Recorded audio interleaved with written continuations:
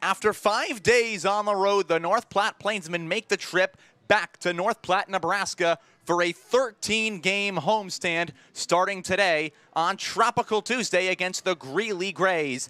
Good afternoon, everybody. Welcome to historic Billwood Field. Tobias Zabore along with you here on the Plainsmen YouTube channel and on Citrus 3 Radio. The Plainsmen 5 games on the road in 4 days. Today, their 6th game in 5 days. They started on Friday.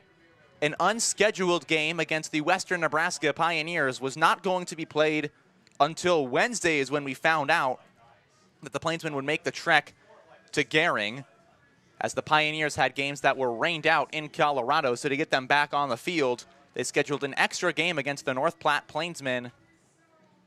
That game, to start off the road stand for the Plainsmen, did not begin the way they would have liked. North Platte had a lead at multiple points throughout the game. They led going into the bottom half of the 7th inning.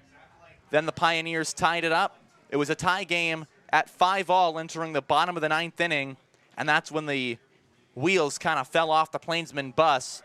A leadoff walk, a pop-up, and back-to-back singles was all the Pioneers needed as they ended up walking off the Plainsmen in Game 1. Then came the Saturday game. North Platte took a 3-0 lead into the bottom half of the 1st inning, and then everything went south. Justin Santos on the bump. Started rough, calmed down after the 1st inning. He managed 3 strikeouts on the day. Over 4 innings, however, allowed 6 earned runs as the Plainsmen lost that one 16-4 on a day that went from good to all right to bad to towards the end game, especially in the 8th inning, to absolute worse. Then came Sunday, a doubleheader between the Plainsmen and the Pioneers. That one, the first game, started good for the Plainsmen again. They had a 2-0 lead entering the bottom of the 3rd. Pioneers come to tie it. They take a 3-2 lead into the bottom of the 7th inning. Then the Pioneers score 2 runs on a single by Cameron Schneider. They win the game in the most heartbreaking of fashions. And then the Plainsmen go into the 2nd game of the doubleheader and take on their revenge. 3 runs on just 1 hit. They would win that game on Father's Day. The save went to the dad-to-be, Bryce Butterfield. He gets the save. Anthony Comfort got the win in that game as the Plainsmen get 1 win on the road trip, as yesterday they made their way to Denver, Colorado to take on the Denver Rough Riders. It started off good, a 1-0 lead in the 2nd inning. Then the bottom of the 4th hit and 5 runs plated for the Rough Riders. And after that, it felt like it was going to be Rough Riders all the way. Then all of a sudden, the bases are loaded in the top half of the 7th inning with nobody out. Up to hit is Kenneth Sugi, and he delivered a grand slam to right field. Tied the game, but the Plainsmen were unable to hang on. They allowed a run in the bottom half of the 7th inning, and that would be all the doctor ordered for the Rough Riders. They would win that next game 6-5, drop the Plainsmen to 2-14 on the season, 2-7 overall on the road, as they make their way back to North Platte for 13 games in a row, and it'll start today here on Tropical Tuesday between the Plainsmen and the Grays. As we get ready to take a look at the lineup and outfield from both sides, starting with the visiting Grays, Kalen Bing will lead it off, followed by Andrew Meek, the center fielder. Bing is in left. Brogan Barr is down at 3rd base, batting 3rd. Ty Yurkovich is the DH, batting 4th. Carson Fagan will be at 2nd base, batting 5th. Crew Walker, 6th. He's at behind the dish. Alex Martinez will be over at 1st base. He is batting 7th. Parker Ross is at shortstop, batting 8th, and KJ Hartline will round out their lineup. He will be over in right field. On the mound for the Grays is Logan Moser. So he will face the North Platte Plainsmen as we take a look at the field for the Greeley Grays.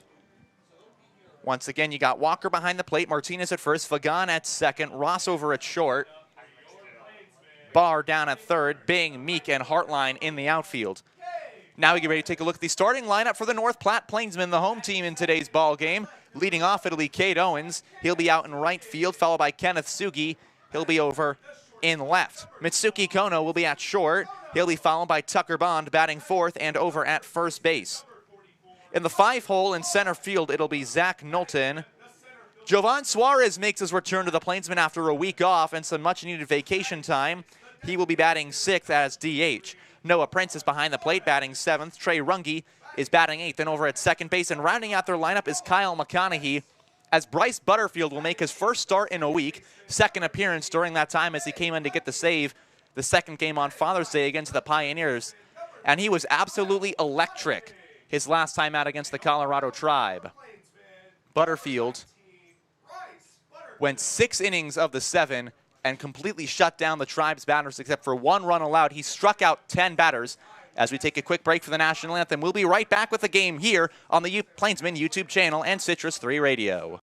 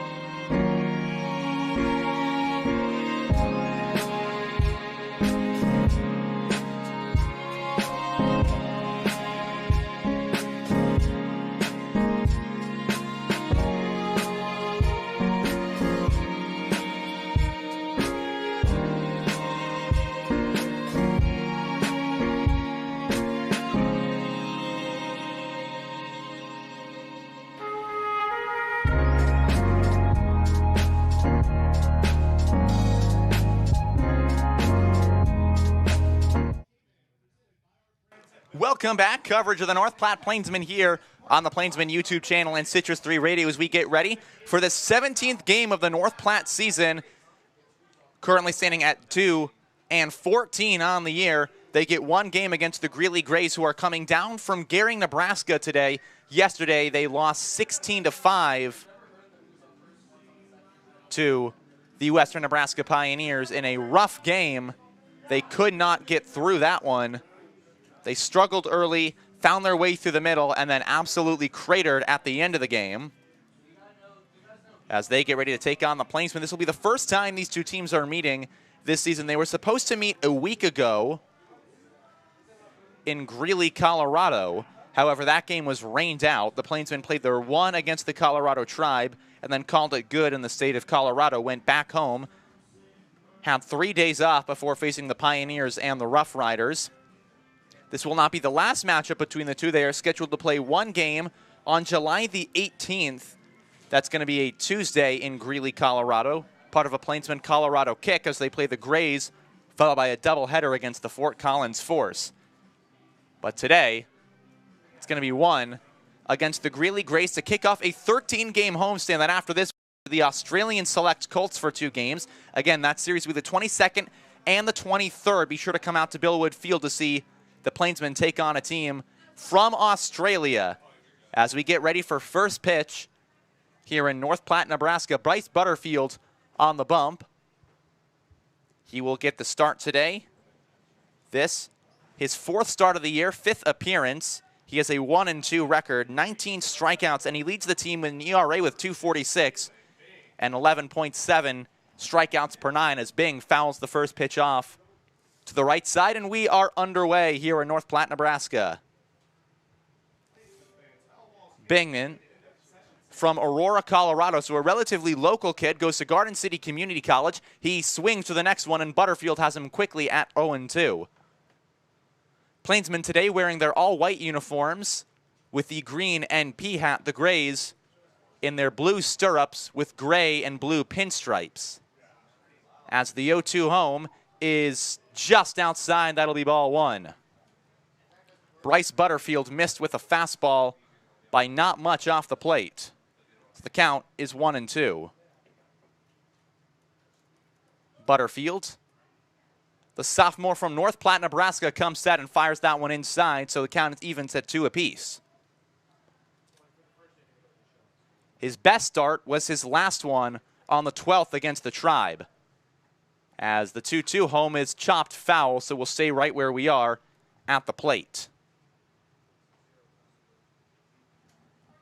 Following Bing will be Andrew Meek. Butterfield, the sophomore from Western Tech Junior College in Wisconsin, pitched for the Plainsmen last season, had 33 1/3 on the bump as the 2-2 home is a foul ball down the left field line. So once again, Bing will stay in the batter's box.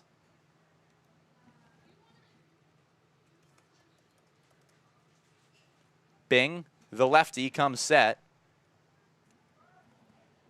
as he waits to see another 2-2 home from Butterfield. The pitch is in there, strike 3 call, and that's how Bryce Butterfield starts the day. A strikeout looking, and there's one down, and that'll bring up Andrew Meek.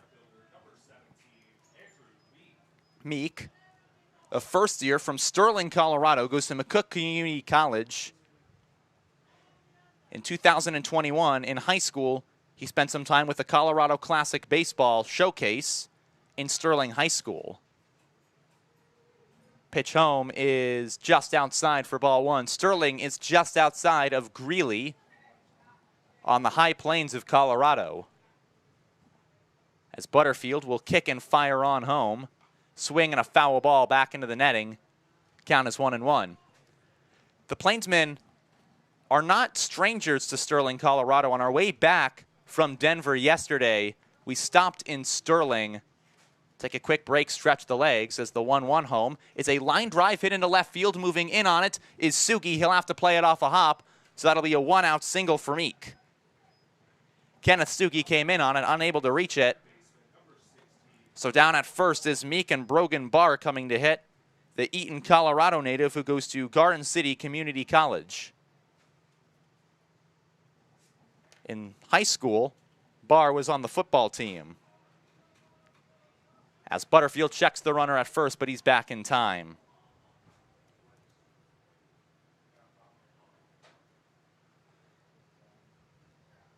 Butterfield, with his powder blue glove, comes set. And his first offering on home is in there for strike 1. At high school, Brogan Barr, with Eaton High School, won a Colorado State championship in football. That was back in the year 2021. He went to the same high school as Bryce Leafgreen. As the next pitch is outside, runner goes, throw down to second, will just get past Mitsuki Kono, so a stolen base for Andrew Meek. The pitch was high and away, so the count is 1-1 with 1 out and a run in scoring position for the Greeley Grays. The Greeley Grays, as a team, have been around since 1925. They started as workers at the Great Western Sugar Company, who took up baseball in their spare time. As the next pitch home is a line drive foul. Count is 1-2 with 1 man out to the 3-hole hitter, Brogan Barr. The Grays have been a part of multiple leagues. The Mile High Collegiate League for a long time. This is their 10th year in it. They were also once in the past in the Rocky Mountain League and the National Baseball Congress. As the 1-2 home is a ground ball on the infield. Runner will break for third. Bond's got it. He'll flip it to Butterfield at first. There's out number 2. So the ground out to Tucker Bond moves Andrew Meek over to third. And now those 2 outs for Ty Yurkovich. With Bryce Butterfield still on the mound, Plainsmen trying to get out of this inning. A reminder that starting Thursday and Friday, the Australian Select Colts will be in town for 2 days only. Experience some international baseball in North Platte. Both games will be starting at 6:35 local time. As the first pitch is hit on the ground, on the infield, it'll be fielded by Runge. Runge across, and it is in time to get the runner at first, and the side is retired. Butterfield leads a man on base. We go to the bottom half of the first inning. Plainsmen 0, Grays 0. Looking to unleash your inner cowboy or cowgirl? Check out KJ's Boots and Western Wear. They will have you looking sharp for Nebraska Land days. Whether it's boots, hats, or apparel, KJ's Boots and Western Wear will have you stepping into a world of Western style. Great seats at a great price. Get them safer, simpler, and smarter with Ticket Smarter. A proud partner to the biggest names in live sports and events, including ESPN events and iHeartRadio. TicketSmarter has seats for over 125,000 live events and 48 million tickets for sale. All backed with the TicketSmarter 100% ticket guarantee. Thinking about your next great live event? Think smarter. Think TicketSmarter. Get your tickets your way, guaranteed, at TicketSmarter.com. Clear Focused Eye Care, with comprehensive optometry service ranging from exams, corrective lenses, and treatments for dry eye. Clear Focus is your one-stop shop for any visual needs you have. Check them out at clearfocuseyecare.com. Bryce Butterfield works his way out of a jam in the top half of the first inning, leaves Andrew Meek on first base as the Plainsmen will come up to hit in the bottom half of the inning. We're going to take a look at their lineup here against the Greeley Grays. Cade Owens will be the leadoff batter. He'll be followed by Kenneth Sugi. Mitsuki Kono will hit third. Tucker Bond will bat fourth. Zach Knowlton will hit in the 5-hole. Jovan Suarez will follow him as he returns from his vacation in Hawaii. Noah Prince batting seventh. Trey Runge will hit eighth, and Kyle McConaughey rounds out the order, batting ninth as we take a look at the fielding. Behind today's starting pitcher for the Greeley Grays, Logan Moser. His catcher will be Walker. Down at first is Martinez. At second is Fagan.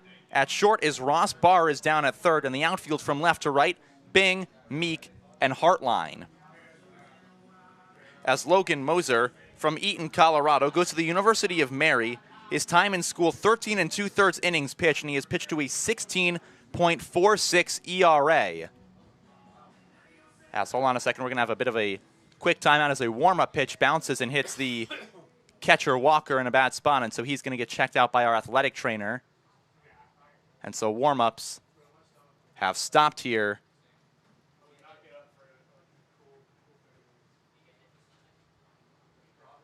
A pitch by the pitcher. Moser on the warm-ups bounced up and caught him in the chest protector and got under there. As the Grays come in, we're going to take a quick break during this injury. When we come back, we'll give you an update down on the field here at Billwood Field.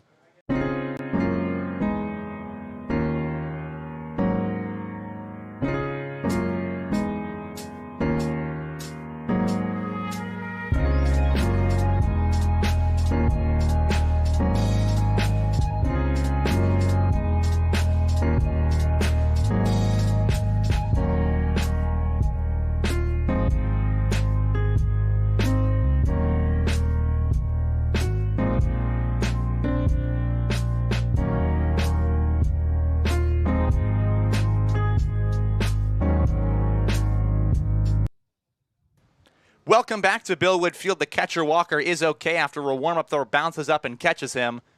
So we will continue with warm-ups here heading into the bottom half of the first inning. Plainsmen left a man on base. Now getting their shot to hit. A reminder that Thursday and Friday, the Australian Select Colts will be in town for 2 days only. Experience international baseball in North Platte. Both games at 6:35 local time. Be sure to get your tickets today at northplatteplainsmen.com. As the Colts right now in Gering, Nebraska, taking on the Western Nebraska Pioneers for 2 games. After their second game tomorrow, they will make their way to North Platte as part of their West Coast tour from World Baseball Showcase. As Walker, the catcher, good enough to throw that ball down to second base. As we get ready to start this ball game in the bottom half of the first, Cade Owens will lead it off. Owens hitting .297 on the season, a .480 on base percentage. He has walked 11 times. He has only struck out 10.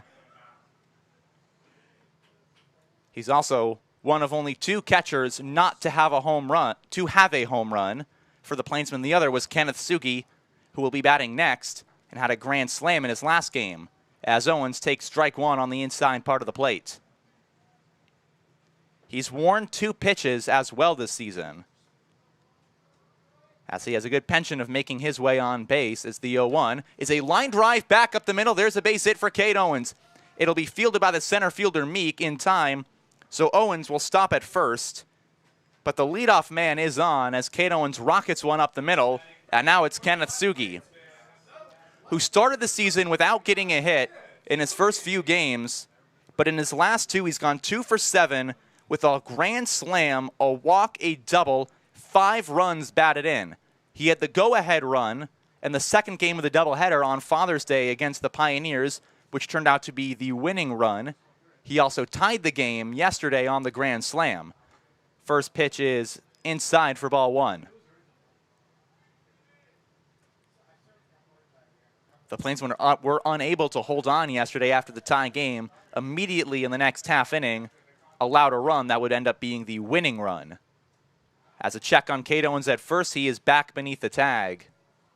So Moser trying to keep his eye on the Speedy Owens down at first base, who has stolen 10 bags this season.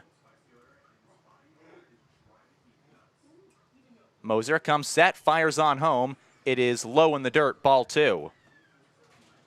Moser, the first year from Eaton, Colorado, did not pitch in 2022 due to his redshirt status. Opponents hit .365 against him this past year at the University of Mary. He also managed his way to plunk 10 batters. As the 2-0 is a fly ball lifted in the air to center field. The left fielder, Bing, will have it, and that'll be out number 1. So a fly out for Kenneth Sugi, and that'll bring out Mitsuki Kono.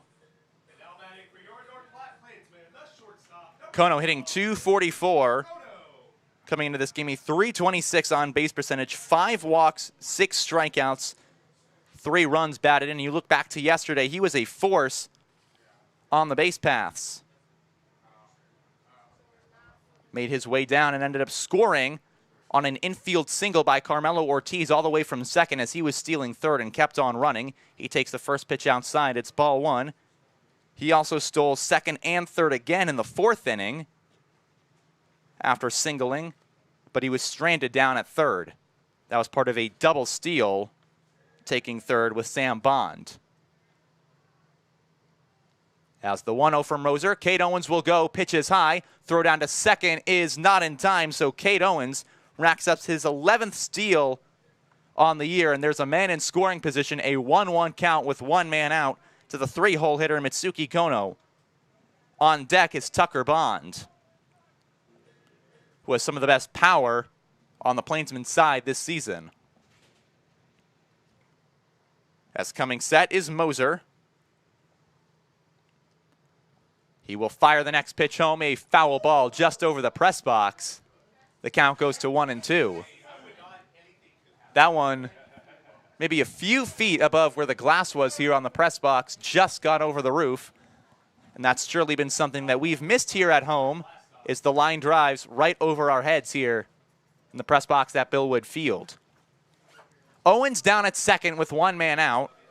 The offering home to the lefty Kono is a ground ball on the infield. It'll be fielded by Fagan. Fagan flips it on to first. The speedy Kono is out, and there's 2 men down. Mitsuki Kono made it close. He ran the entire way, but it just unable to beat out the throws. Now there's 2 men out and a runner at third for Tucker Bond. He has driven in 4 runs this season, struck out 8 times, walked 6, and now he's got Kate Owens 90 feet away from giving the Plainsmen an early lead here in this game. First pitch is just a bit low, so the count is 1-0.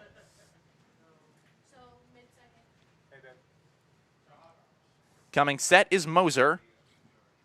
He'll step and fire on home. The 1-0 is well away, and a nice stop by Walker. That kept the ball from clanging into the backstop and keeping Kate Owens off the board. Moser has his sign, and the 2-0 pitch home is away, so the count is 3-0 to Tucker Bond, who has walked 6 times this season already. If he can find his way on, it would be Zach Knowlton who is standing on deck. The 3-0 home to Tucker Bond is just in there for strike 1. Finds the bottom part of the strike zone on the righty Bond. As Moser Comes home and fires. Swinging a line drive down the line and right, it'll get foul.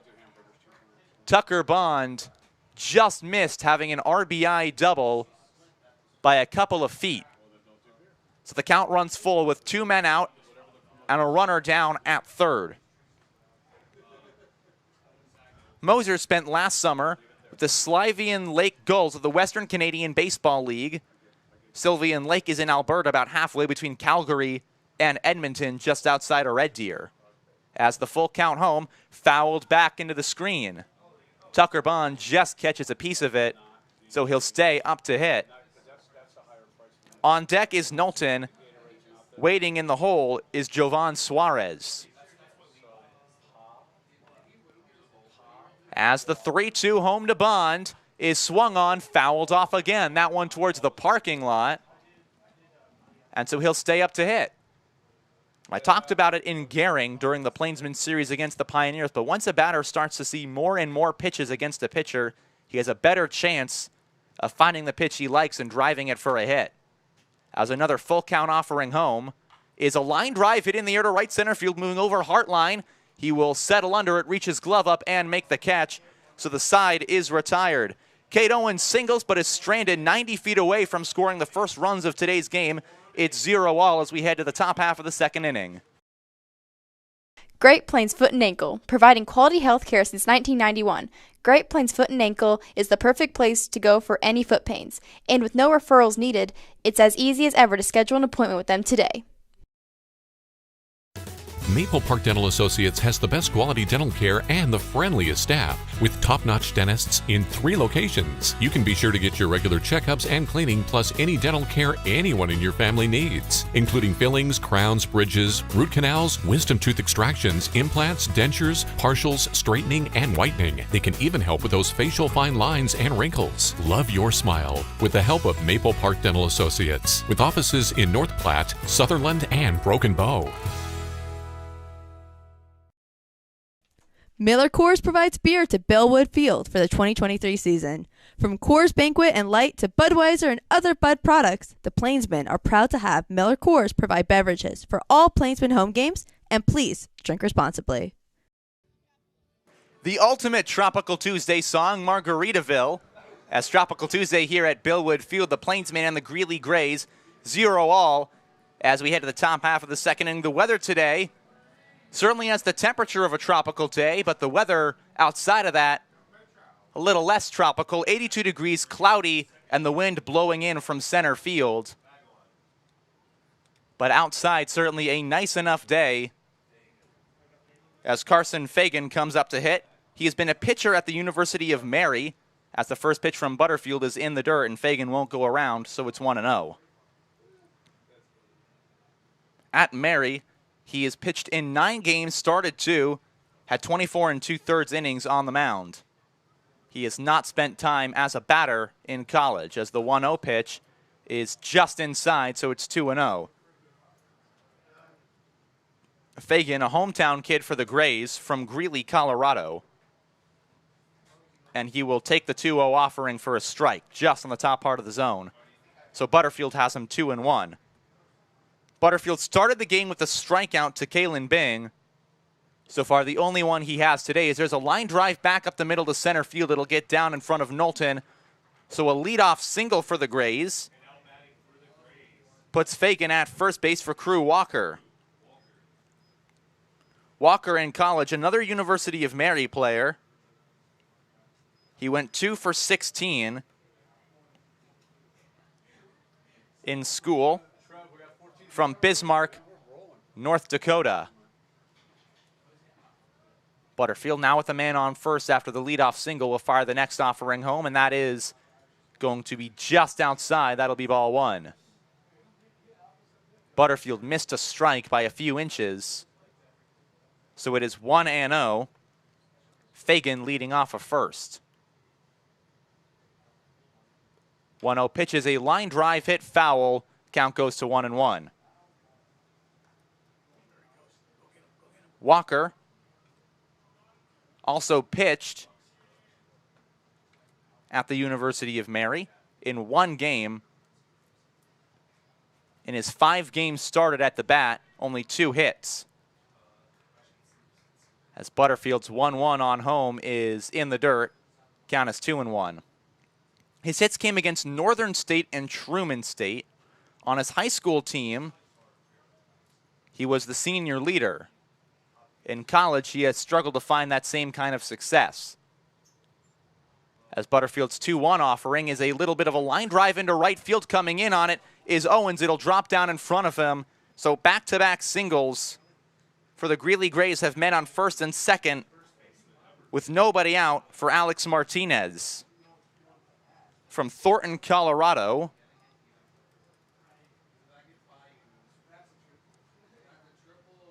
As Butterfield has Fagan down at second, Crew Walker over at first. Martinez, the lefty, sets in the batter's box. First pitch on home is high and away, count is 1-0. Butterfield left a man at third base back in the first inning. That was after a 1-out single by Andrew Meek. Now he's got 2 on and nobody out. After nobody scored in the first inning, the next pitch is flied to left field, but it will get foul and out of play. So it goes to 1-1 to the lefty, Martinez, from Bakersfield College.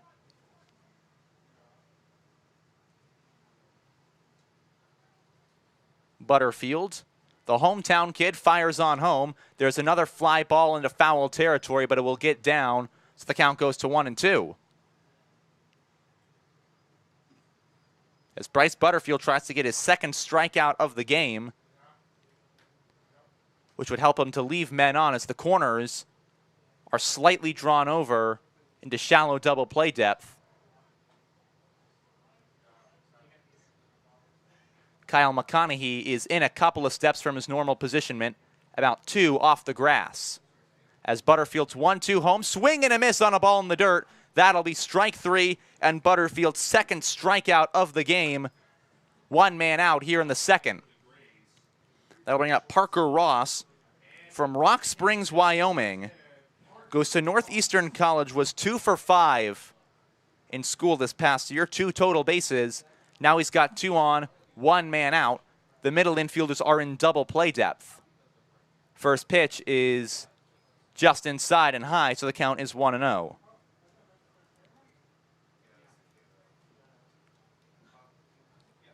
Butterfield sets to fire on home to Parker Ross. Throw is a foul ball off the right side. Count goes to 1-1. As Braden Zirkle comes out, give more baseballs to the home plate umpire. Parker Ross, transfer from Dawson Community College, where he was a middle infielder, has continued that today as the shortstop for the Grays.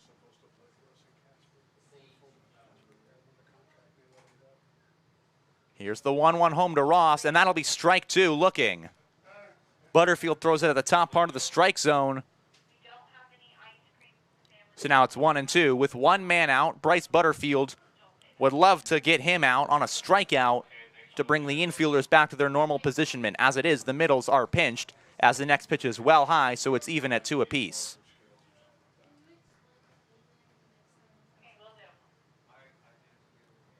As Bryce Butterfield, with 2 on and 1 out here in the top of the second inning, 0-0 all. As his next offering home, a swing and a foul ball off the glove of Noah Prince.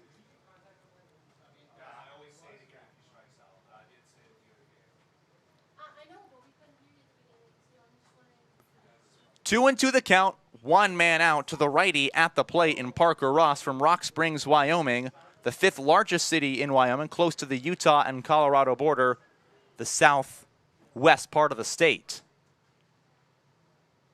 As Butterfield sets and will fire on home, swing and another foul ball, that one just to the left of the Grays, who are sitting off the edge of the dugout. So it'll stay 2-2.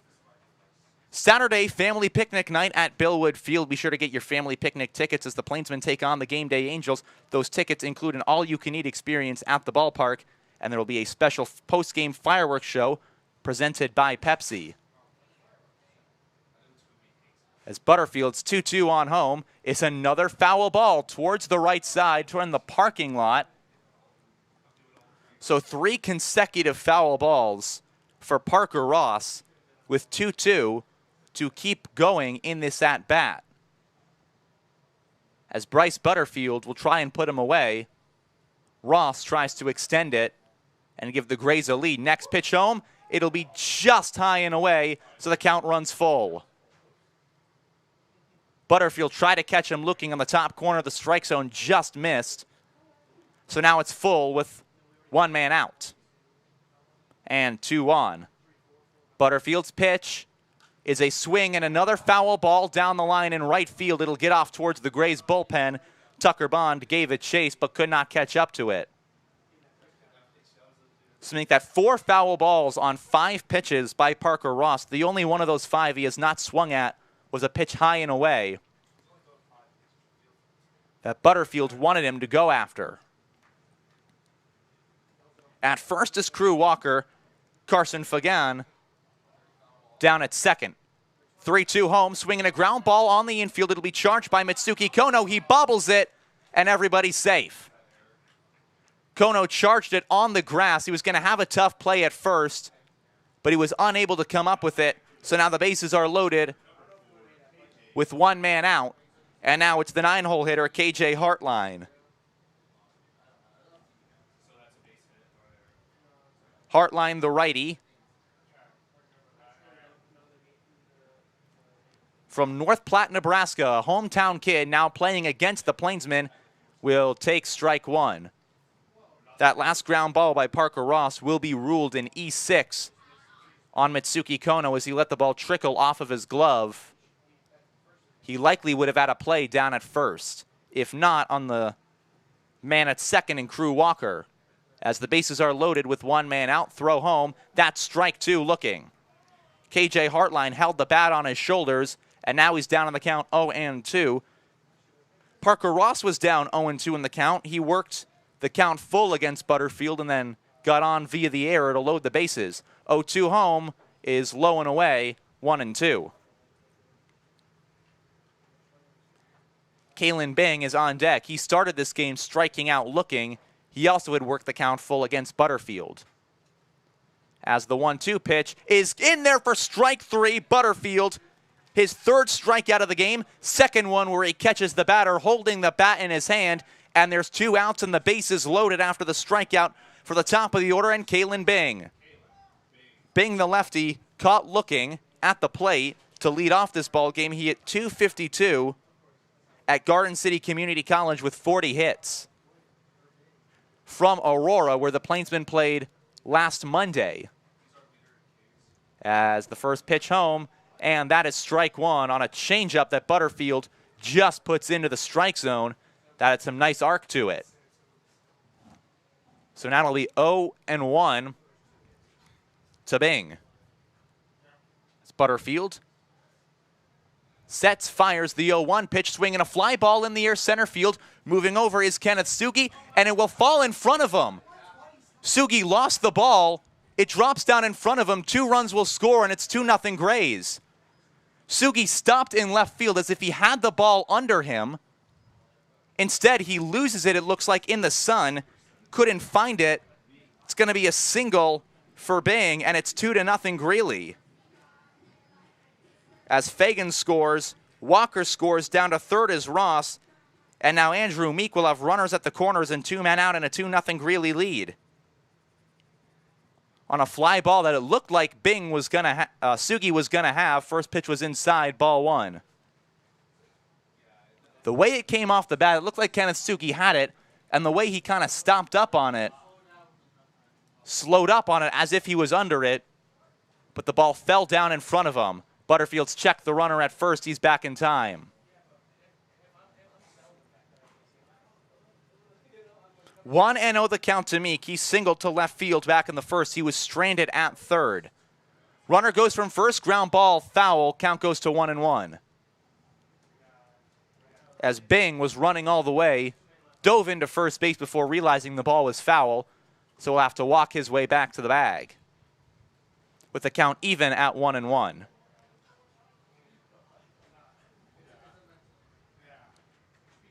Meek from Sterling, Colorado, goes to McCook Community College. He already has a hit in this game. Now he's got runners at the corners with 2 out in a 2-0 lead. Butterfield's check back to Bing at first, but he's underneath, as Tucker Bond doesn't even bother applying a tag.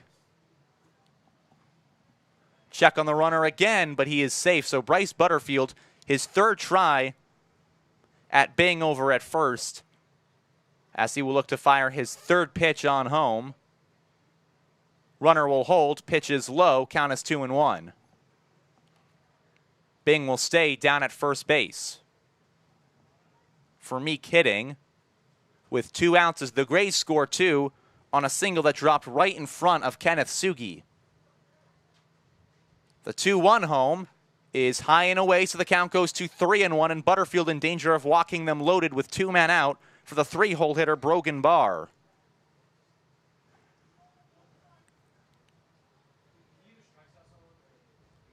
Butterfield trying to escape a jam with only 2 runs of damage done.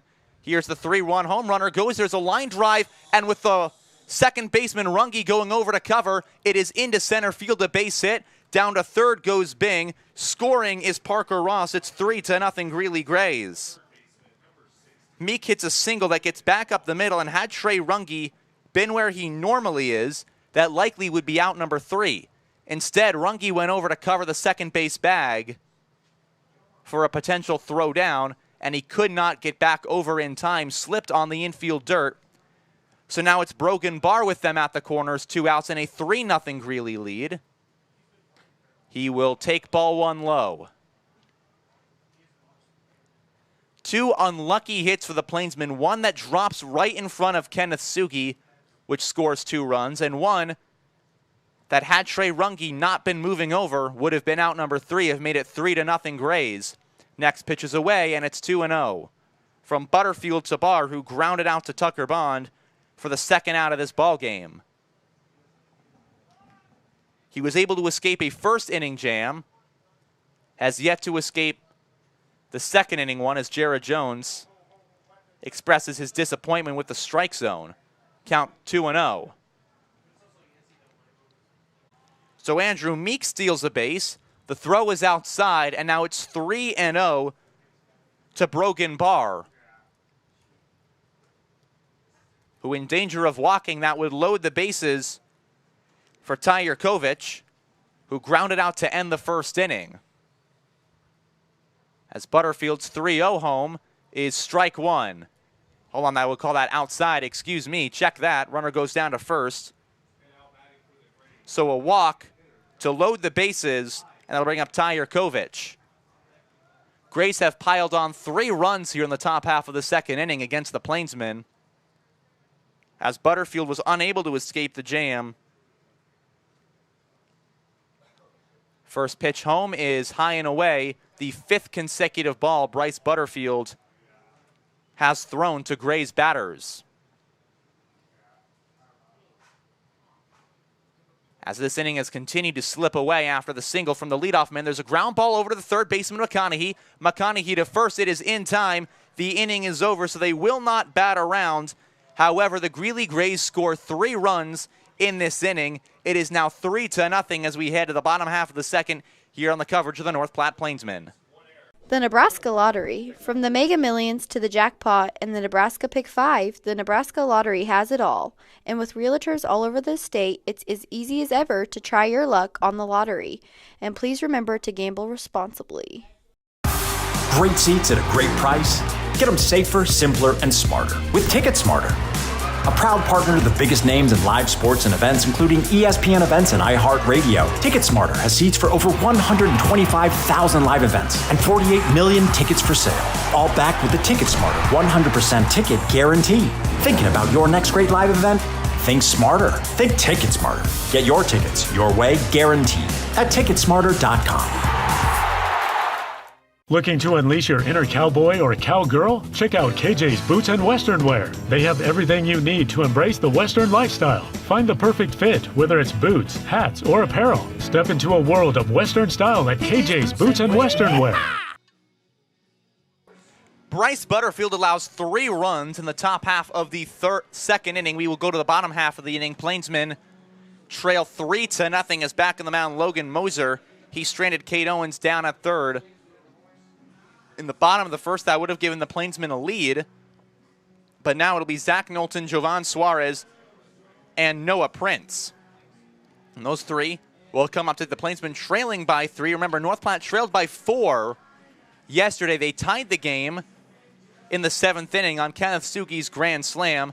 They also trailed against the Pioneers in the second game of the doubleheader by a single run. They tied it in the top of the 3rd. Took the lead in the top of the 4th and never relented after that. So North Platte not unfamiliar with having to make comebacks against their opponents. They trailed in the first game against the Pioneers 2-0. They took the lead in the top half of the 3rd, eventually lost that game on a walk-off as Zach Knowlton will come up to hit. He's hitting 170 on the season with 23 strikeouts.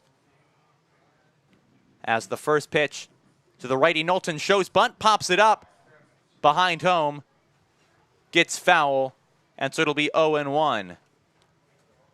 And had Walker been faster, he could have popped out on the bunt, and that would have been 1 out already. But instead, Knowlton will come back up to hit. Just 5 hits on the season. He has walked more than he hits. He has 6 walks, 5 hits, 5 runs batted in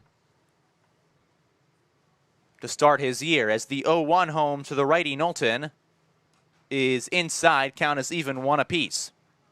This Sunday is our very special Kids Sunday presented by Shrake Body Shop. Part of this deal, the first 100 kids get in free to the 4:35 game against the Game Day Angels. The 1-1 pitch is a rocket in the air to center field, moving back Meek, who will settle under it, and Meek has it. There's out number 1.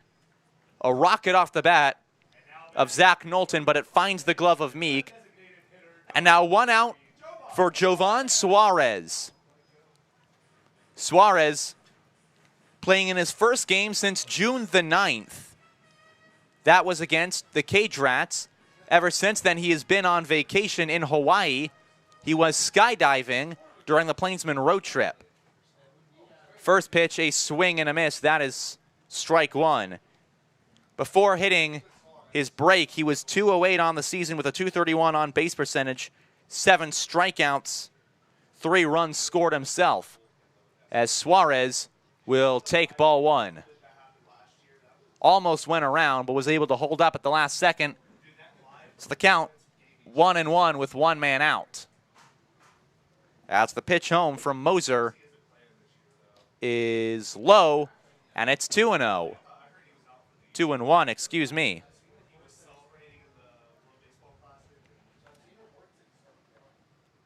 Jovan Suarez trying to provide a spark for the Plainsmen, who trail by 3 runs here in the bottom of the second, and he takes ball 3 outside, so it's 3-1 with 1 man out. On deck is the catcher, Noah Prince, who has been one of the hottest hitters that the Plainsmen have all season long. As the 3-1 home to Suarez is low and away, that's ball 4. Jovan Suarez in his first at-bat, back in a Plainsman uniform since the 9th, will walk. And after 11 days of no baseball, Suarez is down at first with 1 man out, and it's Noah Prince. Noah Prince, a .296 average on the year. He has 2 home runs. Prince hit 1 on opening night in Gering. He also hit 1 8 days ago against the Colorado Tribe in Aurora. He was not used in the Plainsmen last game against the Denver Rough Riders. Prince last played the first game of the Father's Day doubleheader against the Pioneers. He went 0 for 3 on the day as he takes ball 1 low. Count 1-0. As coming set, The righty Moser, who worked his way out of a jam in the first, will look to do the same with a 3-run cushion here in the second inning. His 1-0 home to Noah Prince, and that is strike one.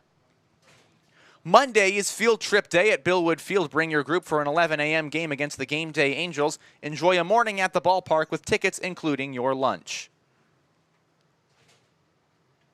1-1 pitch on home to Prince is a ground ball on the third base side. They'll flip it on to second. There's one. Check the runner at first. It is not in time. So Jovan Suarez out. But down to first on the fielder's choice is Noah Prince. And with 2 outs and a man on first, that brings up Trey Runge, who yesterday went 1 for 4 with a double. That one double was his first hit in a Plainsman uniform. That helped keep the Plainsmen rally going. He scored on the Sugi home run. As the Plainsmen trailing by 3, a man on first and 2 men out, would like to get a spark going in this game. As a ground ball hit up to the second baseman, Fagan. He'll flip it easily onto first. Side is retired. Plainsmen leave a man stranded down at first base. It is still 3-0 as we go to the third inning. Nebraska Land Bank. Nebraska Land provides big bank services with the benefits of a local establishment. With 3 locations in North Platte, Nebraska Land provides home loans and personal accounting services along with business service as well. At Mid-Plains Community College, we look to the future of students and their success, the future of the workforce and our community. We don't believe in waiting for opportunity. We create opportunity through a hands-on learning experience with instructors that provide one-on-one knowledge, skills, and training. Because whether you're on your way to a 4-year college or university or starting a new career, the future is you. Transform your future at Mid-Plains Community College. Scottsbluff County Visitors Bureau. Located just 3 hours from North Platte, Scottsbluff County features some of the most stunning landmarks in the state. From Chimney Rock to the surrounding hills and bluffs, Scottsbluff County has it all for your outdoor exploring dreams. Tropical Tuesday at Billwood Field as we head to the top half of the third inning. Greeley Grays leading the Plainsmen 3-0 as Bryce Butterfield was unable to work out of a jam. He faced all 9 men in the Grays batting order during that inning. As the Plainsmen are unable to get anything across in the bottom half of the second, he will try and settle himself down here in the third, as he will face 5, 6, and 7. Carson Fagan, the leadoff man, will be followed by Crew Walker and Alex Martinez. As Fagan led off the second with a single up the middle, he would come around to score on the single by Kalen Bing that dropped in front of Kenneth Sugi with 2 outs. Had Sugi made his way in on the play, the inning would have ended and it would still be 0-0 as strike one is taken by Fagan. Count is 0-1 as Butterfield's 0-1 pitch home is low, so it's even at 1 apiece.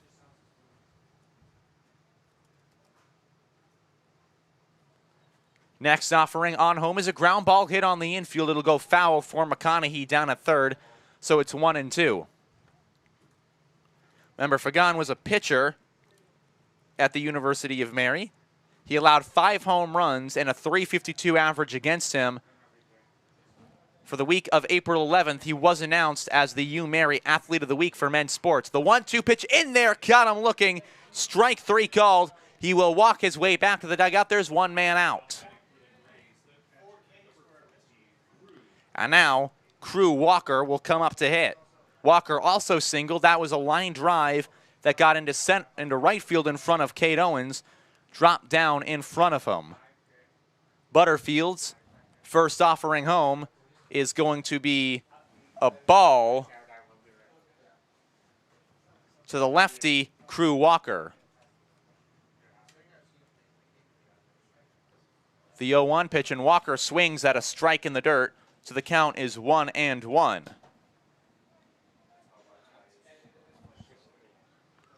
Butterfield with already 1 strikeout in this inning will fire the 1-1 on home. It's a swing and a foul ball off the plate. Count goes to 1-2. Bryce Butterfield trying to get Crew Walker out and work it on through. The first year from Bismarck, North Dakota will wait. Take ball one well upstairs. Ball two. It's 2-2. Part of back-to-back lefties in this lineup with Alex Martinez waiting on deck.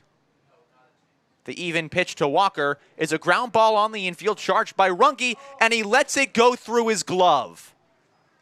Trey Runge tried to field it off to his side. He let it go by him, and a man on first with one out. The second error committed by Plainsman fielders already in this ball game, as now it's Alex Martinez. Butterfield will come set, fire home a ground ball on a line. That gets foul. Count goes to 0-1. To Alex Martinez,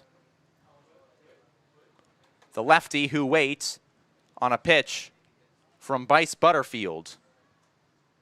0-1 home is a ground ball on the infield for Runge. Runge's got it. He'll have one play. It's to first. There's out number 2.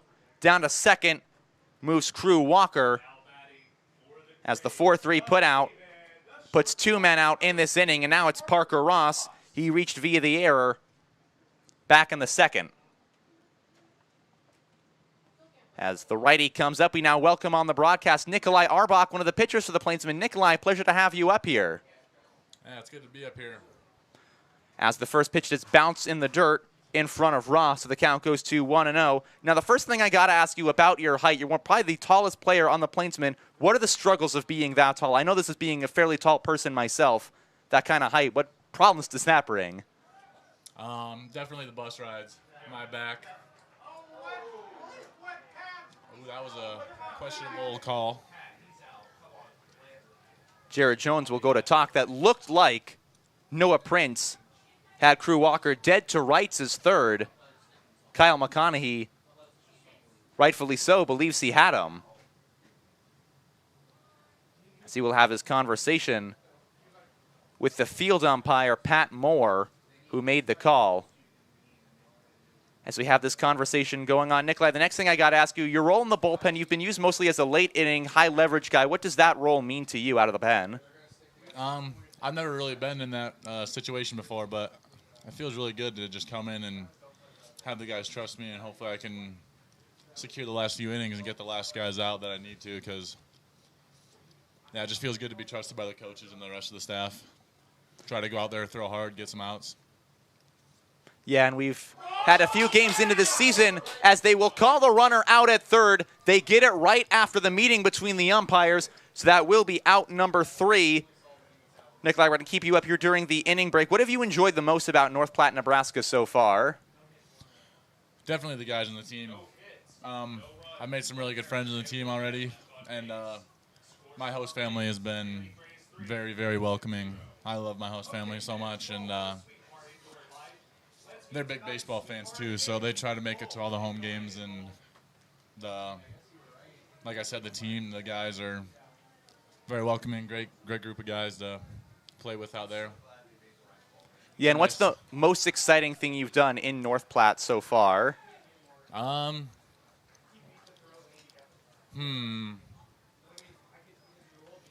it's not very exciting, but there's like a rope swing out at the lakes, like 10 miles outside of town. Me and a couple guys went out there, and that was a lot of fun to go out there and swim in that lake. It was a pretty good time, jump off a tree, swing on a rope out in the lake, and it was a pretty fun time out there.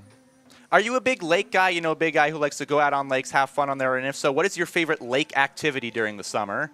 Probably going out on the boat, maybe riding behind a tube. I don't have a boat myself, but my uncle's got a boat, and we go out there a lot, so I like the lake a lot. It feels really good to cool off on a hot summer day. Yeah, and is there a lake back home for you back in the Dakotas that you tend to frequent? Yeah, there's Lake Poncet. It's I think it's the biggest natural-made lake in South Dakota, so I go there quite often, yeah. Yeah, and what has that transition been like from South Dakota to Nebraska? Really not that big of a difference. I mean, obviously meeting 20 new guys on the team, but South Dakota is a lot like Nebraska. Really small towns, a lot of open area, cows everywhere, and tractors and whatnot. Yeah, it hasn't really been that different for me, but I like it out here a lot.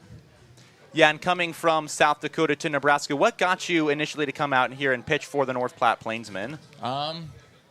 My coach back home at DSU in South Dakota knew Coach Jones, so he recommended me to come out here because I told him I didn't want to go to a big city like Los Angeles or anywhere in California or anything like that. But so I found this small town and got me in contact with him. Then I had a phone call with him in the spring, and we hit it off.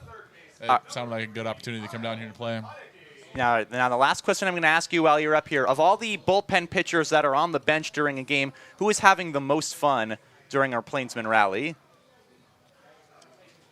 I would say Peyton Ramsey. He seems like he's having a good time out there.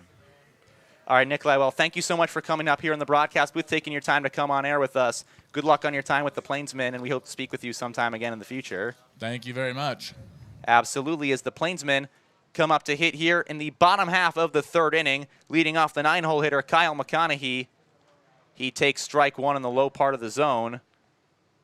The count is 0-1. McConaughey pitched that one inside and nearly clips him, so the count goes to 1-1.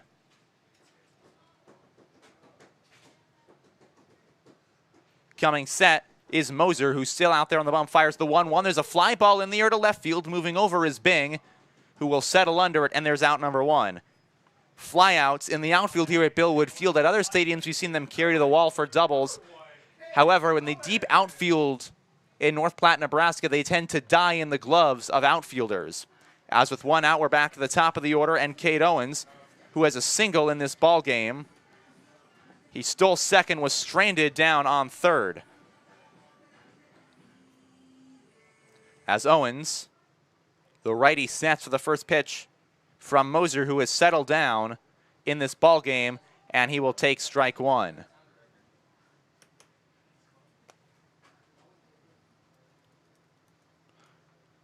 Owens, the righty from Papillon, Nebraska, waits on the 0-1 pitch, and he takes ball one in the dirt.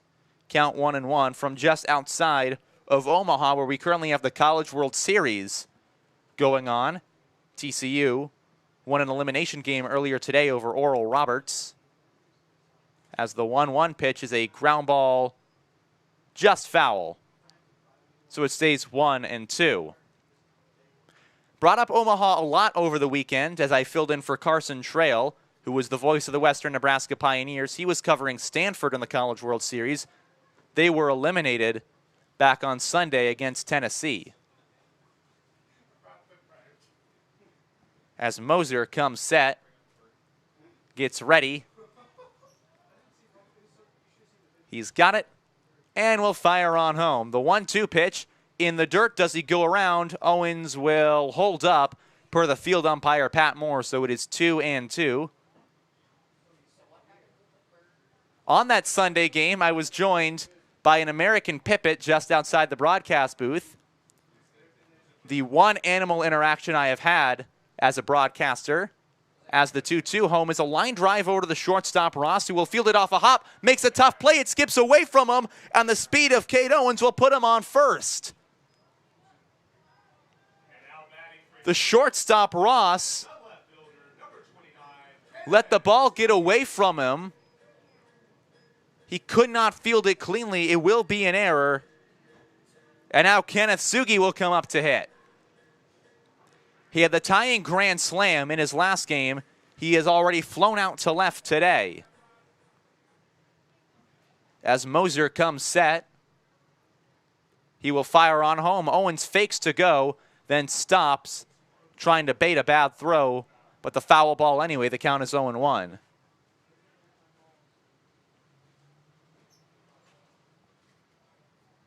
I have yet to be joined by a bird here in North Platte in the broadcast booth. However, we've had red-winged blackbirds down on the field, so I'm hoping one of them will come on up as a check on the runner at first. He's back in time.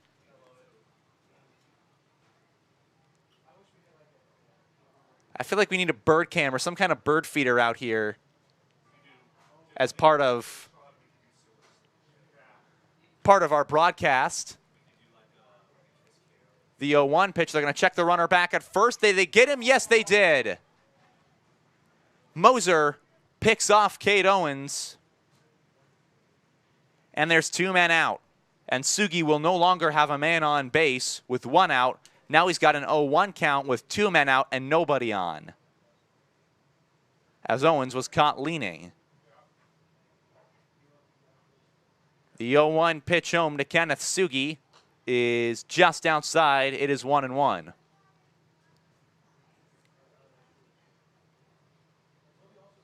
One with 2 outs. The pitch to the lefty Sugi is outside. It'll be to 2-1. 1 out to Kenneth Sugi. Owens reached on an error, but the error will not come to hurt the Grays as he was picked off, as the 2-1 pitch is low, so it's 3-1 to Kenneth Sugi. On deck is Mitsuki Kono. Plainsmen still trailing by 3 after they allowed 3 runs in the top half of the 2nd inning. After their road trip, they lost 3 games, all by 1 run, as the next pitch is way inside, hits Kenneth Sugi, so he will wear his way down to first. And now Mitsuki Kono will come to hit. He's got 2 outs and a man on first. Plainsmen would like to get a run across at some point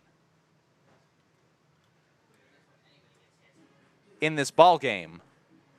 Still trailing 3-0 as we enter the bottom half of the 3rd inning. Plainsmen have had a rough day at the plate, but not quite as bad as our baseball operations intern Levi Newell, who dropped his phone in the toilet earlier today. Still the funniest thing that has happened while out here in Nebraska. He is now soaking it in rice. It is apparently working, but still an unfortunate thing to happen as the first pitch is swung through by Kono. So it's 0-1. I will never not laugh about Levi. He had the phone in his pocket, and he went to, and it just fell right out. Next pitch is low. It's 1-1. Still not over how funny that story is, Levi. Made even better by the fact that he is the baseball operations intern in the press box during a game, so I can make fun of him all I want. As Kono rips 1 foul, it's 1-2.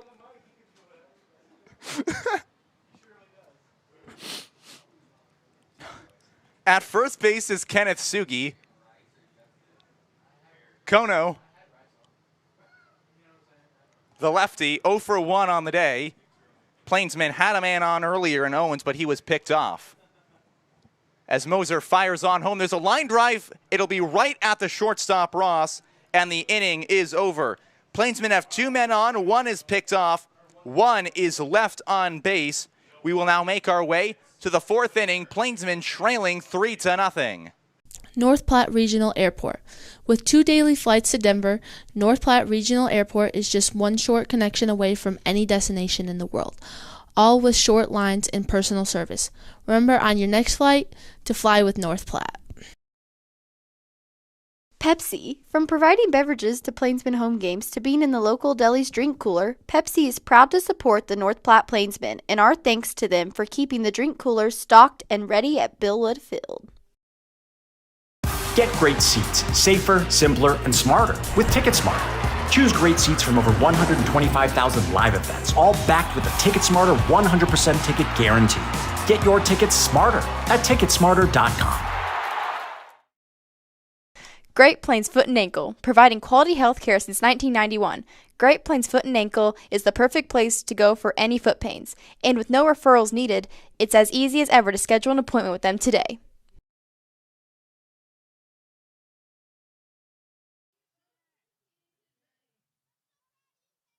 Welcome back, the North Platte Plainsmen and the Greeley Grays here in North Platte, Nebraska. 3-0 Grays as we head to the top half of the 4th inning. Bryce Butterfield still towing the rubber for the Plainsmen. He will face the 8, 9, and 1 men for Greeley.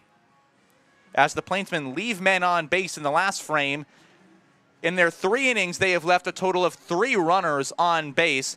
Cade Owens has been left at 3rd. Noah Prince was left at 1st, and Kenneth Sugi was also left at 1st base. as Parker Ross will come up to hit. Ross reached on an error committed by Mitsuki Kono. Hartline then struck out looking, and it looked like Butterfield was going to get out of the jam on a fly ball to left, but Kenneth Sugi was unable to read it as it dropped in front of him. First pitch to Ross, a fly ball hit in the air to left field. Kenneth Sugi moves over. He is under it, and this time Sugi is in the right spot. There's out number one. So Ross, one pitch, one out here to start the fourth inning, and that'll bring up KJ Hartline, the 9-man. Hartline, the hometown kid from North Platte, Nebraska, goes to Missouri Valley College. He was 0 for 3 at his past school with McCook Community College. Struck out looking earlier today as the first pitch bounces in front of the dirt in front of Noah Prince. So it's 1-0.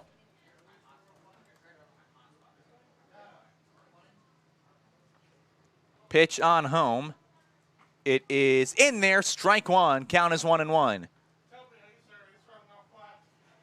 KJ Hartline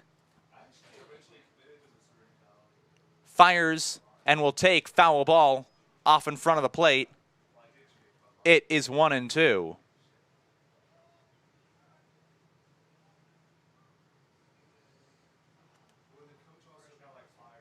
Butterfield.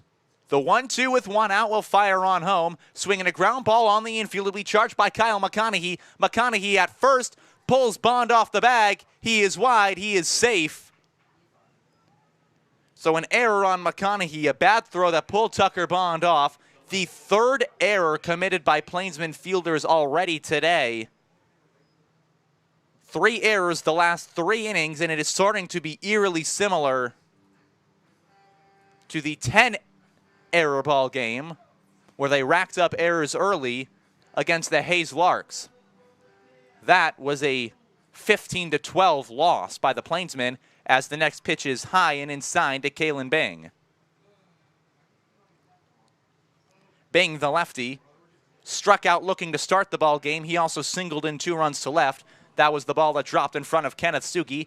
Pitches in the dirt in front of the plate, but a nice stop by Noah Prince keeps him off base.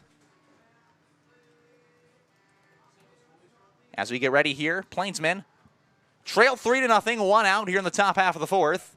Butterfield's next offering home, and that will just miss the strike zone. It's 3-0. It looked like that pitch had the outside corner.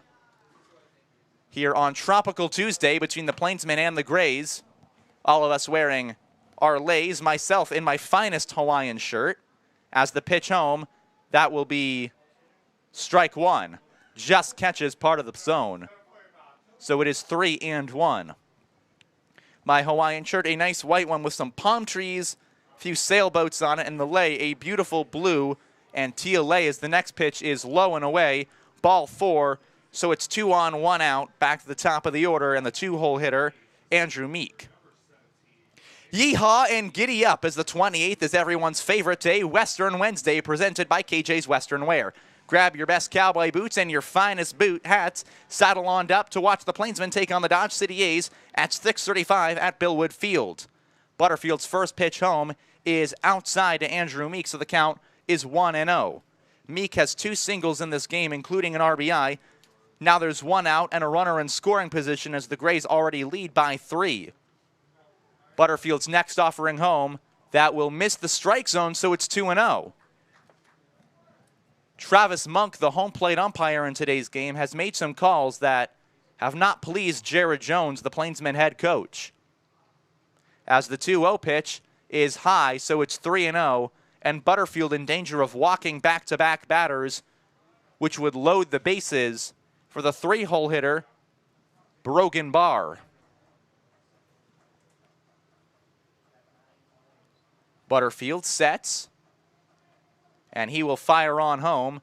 That pitch is low. Ball 4, bases loaded, 1 man out, and now it's Brogan Barr. The Plainsmen throughout this season have struggled to get out of jams. They have allowed big innings. That has been a big part of the reason why they started their season 2-14 coming back home. After the momentum of the road stand, they were hoping to get off to a good start today. Now Butterfield is in danger of making this ball game even more out of reach as his next pitch home is a ball away. It's 1-0, He has thrown 6 straight pitches that have missed the strike zone.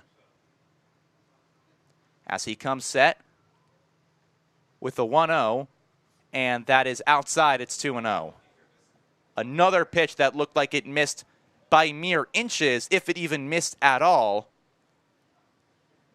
But Travis Monk says it does, and now Davin Conway, the assistant coach, is out to settle down his starter. Butterfield's last start before coming into today was last Monday against the Colorado Tribe. That one, he went 6 innings, struck out 10 batters, allowed just 1 earned run on 1 hit.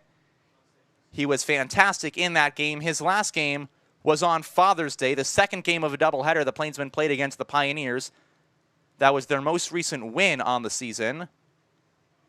As Butterfield came in the 7th inning for the save, he got 3 outs, allowed 1 hit, got the last batter to ground out back to him, which ended the game and gave the Plainsmen win number 2.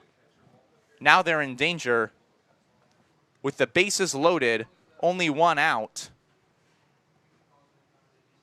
and a 2-0 count.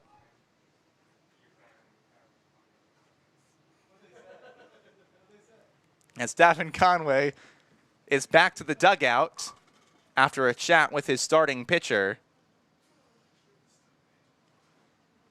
So Butterfield trying to get out of this inning without more damage done. 1 out, a 2-0 count.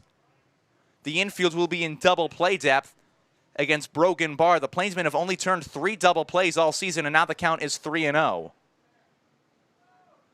Butterfield has lost the touch on his pitches and is struggling to find the strike zone. Now he's just trying to work out of it. The next pitch is inside, and he makes it strike 1, so the count is 3-1. With the bases loaded and 1 man out, Plainsmen trailing 3-0. Pitch home is low away, ball 4. He walked in a run. It is 4-0 Greeley Grays. As the North Platte Plainsmen once again cannot find their way out of a jam without allowing somebody to come in and score. It is a 4-run ball game. And now it's Ty Yurkovich. The righty, 2 grounds out, and he takes strike 1. Butterfield's first strike to start off a batter this entire inning. As Butterfield's 0-1 on home is ball 1 low. Count goes to 1-1 with 1 out and the bases loaded. I had Butterfield up with me on KNEB radio as the player of the game, filling in for Carson Trail on the Pioneers broadcast as the next pitch is inside. The count is 2-1 from Butterfield to the righty Yurkovich. Once again, a reminder that Thursday and Friday the Australian Select Colts will be in town. As the 2-1 pitch is a line drive back up the middle. That'll get into center field. It'll score 1 run. Stopping at third is Meek. So it is 5-0 Grays as the Plainsmen once again cannot get out of a jam. A single by Yurkovich. And now it's Carson Fagan. Single and a strikeout looking in this game. And after a hit back up the middle, loads the bases again with only 1 man out. 5-0 Greeley as the Plainsmen seeing this one slip even further away from them. As the next pitch is a ground ball on the infield, fielded by Kono. Flipped to second, on to first. Is it in time? It is double play. So Mitsuki Kono turns a 6-4-3 double play. And the inning is over, but 2 runs score. It is now 5-0 Greeley as we head to the bottom of the 4th here at historic Billwood Field. Looking to unleash your inner cowboy or cowgirl? Check out KJ's Boots and Western Wear. They will have you looking sharp for Nebraska Land Days. Whether it's boots, hats, or apparel, KJ's Boots and Western Wear will have you stepping into a world of Western style. Great seats at a great price. Get them safer, simpler, and smarter with Ticket Smarter. a proud partner to the biggest names in live sports and events, including ESPN events and iHeartRadio. TicketSmarter has seats for over 125,000 live events and 48 million tickets for sale, all backed with the TicketSmarter 100% ticket guarantee. Thinking about your next great live event? Think smarter. Think TicketSmarter. Get your tickets your way, guaranteed, at TicketSmarter.com. Clear Focused Eye Care, with comprehensive optometry service ranging from exams, corrective lenses, and treatments for dry eye. Clear Focus is your one-stop shop for any visual needs you have. Check them out at clearfocuseyecare.com. We are back. We head to the bottom half of the fourth inning. Plainsmen trailing 5-0 against the Greeley Grays as Bryce Butterfield unable to work out of a bases-loaded jam. As Logan Moser back on the bump to work another inning against Plainsmen batters. And we saw between innings down there on the field, Plainsmen head coach Jared Jones have a chat with the entire team out in front of the dugout. Certainly not pleased with the play that his team has shown against the Greeley Grays. They would need a 5-run comeback if they wanted to tie this game. Remember, they trailed by 4 yesterday against the Rough Riders. That all turned around in the top of the 7th as Kenneth Suki hit a grand slam into the backyard of someone at Wheat Ridge Middle School. As now Tucker Bond will come up to lead off this inning. Plainsmen trailing by 5. He is flown out to the right fielder Hartline. That ended the first inning and stranded Kate Owens on first. That was the first time this game the Plainsmen have yet to move anybody around. They have left a total of 3 on base. As the first pitch to Bond is low, it's ball 1. 1-0. Pitch on in is a swing and a miss at the dirt. Count is 1-1.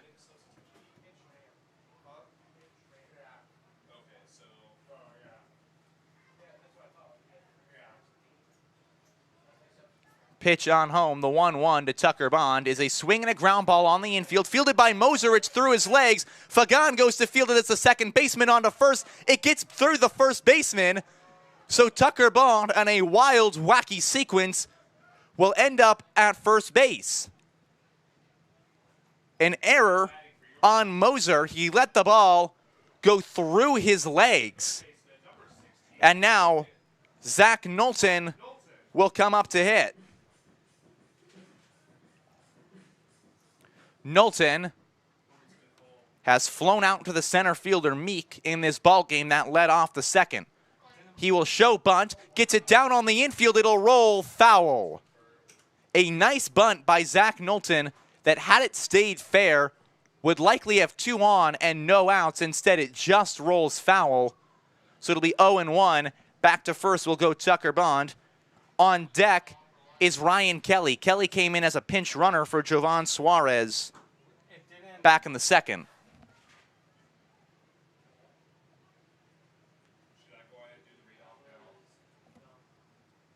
As Zach Knowlton, who came in today 1-70 on the season for his batting average, gets ready to face the righty Moser, who has allowed the first man, Tucker Bond, to reach here in the bottom of the fourth. Plainsmen trail by 5. The throw home, that is strike 2.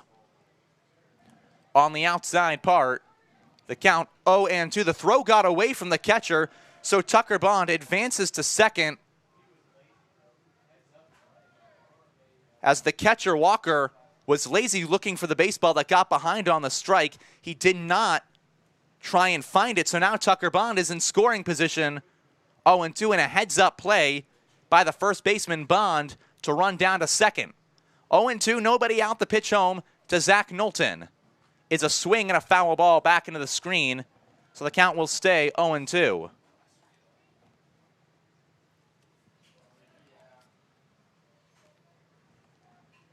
Knowlton, 5 runs batted in on the season. If he puts something in the outfield that is able to split a gap, he could make it 6 and make it a 4-run game. As the pitch on home is high and away, so it is 1-2. Knowlton takes a ball outside. trying to face off against Moser and get something against this pitcher who has allowed just one hit all ball game. His defense has committed 2 errors behind him. As the 1-2 home is a swing and a pop-up, foul territory. Moving over is Martinez and Walker. Martinez, the first baseman, reaches out, but the ball will bounce foul out of play and get into the stands. And it is caught by one of the daughters for the Game Day Angels head coach, who are sitting on the right side. So the count is 1-2. 1-2 the count. Nobody out. Down at second is Tucker Bond. Zach Knowlton trying to get something through. As the 1-2 pitch is outside, ball 2. Zach Knowlton has even the count at 2 apiece.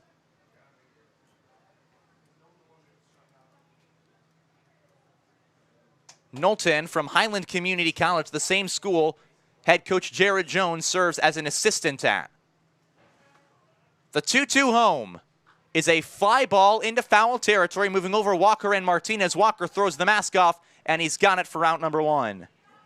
A pop-out foul to the catcher Martinez, so it's 1 down and a runner at second, and that'll bring up Ryan Kelly, the catcher, who pinch ran back in the second. He is now serving as the DH. Kelly on the season hitting .429. Arguably the top pitcher, top batter in this lineup. 4 walks, 4 strikeouts, 7 runs batted in. He has a home run that was back. And the opening series against the Pioneers fouls the first pitch off. It's 0-1.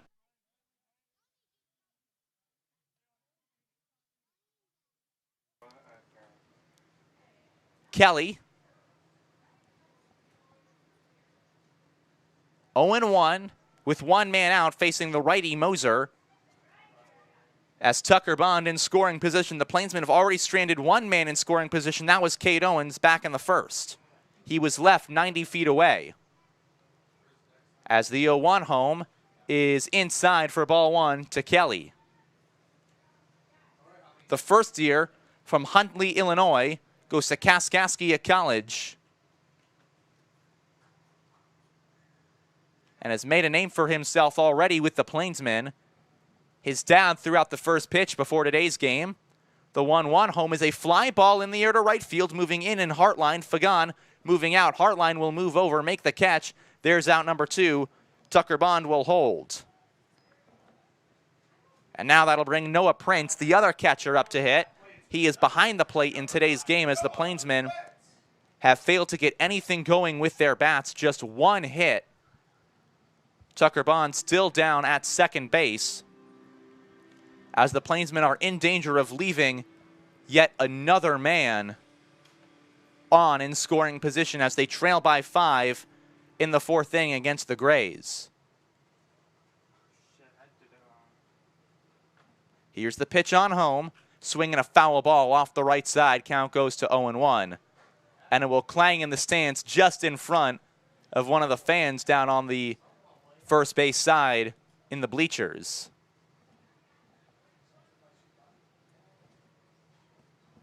Oh, and 1 to Noah Prince, the catcher from Southwestern Community College, the Mound Builders out in California, as the 0-1 pitch is well high, so it is 1-1 to Prince.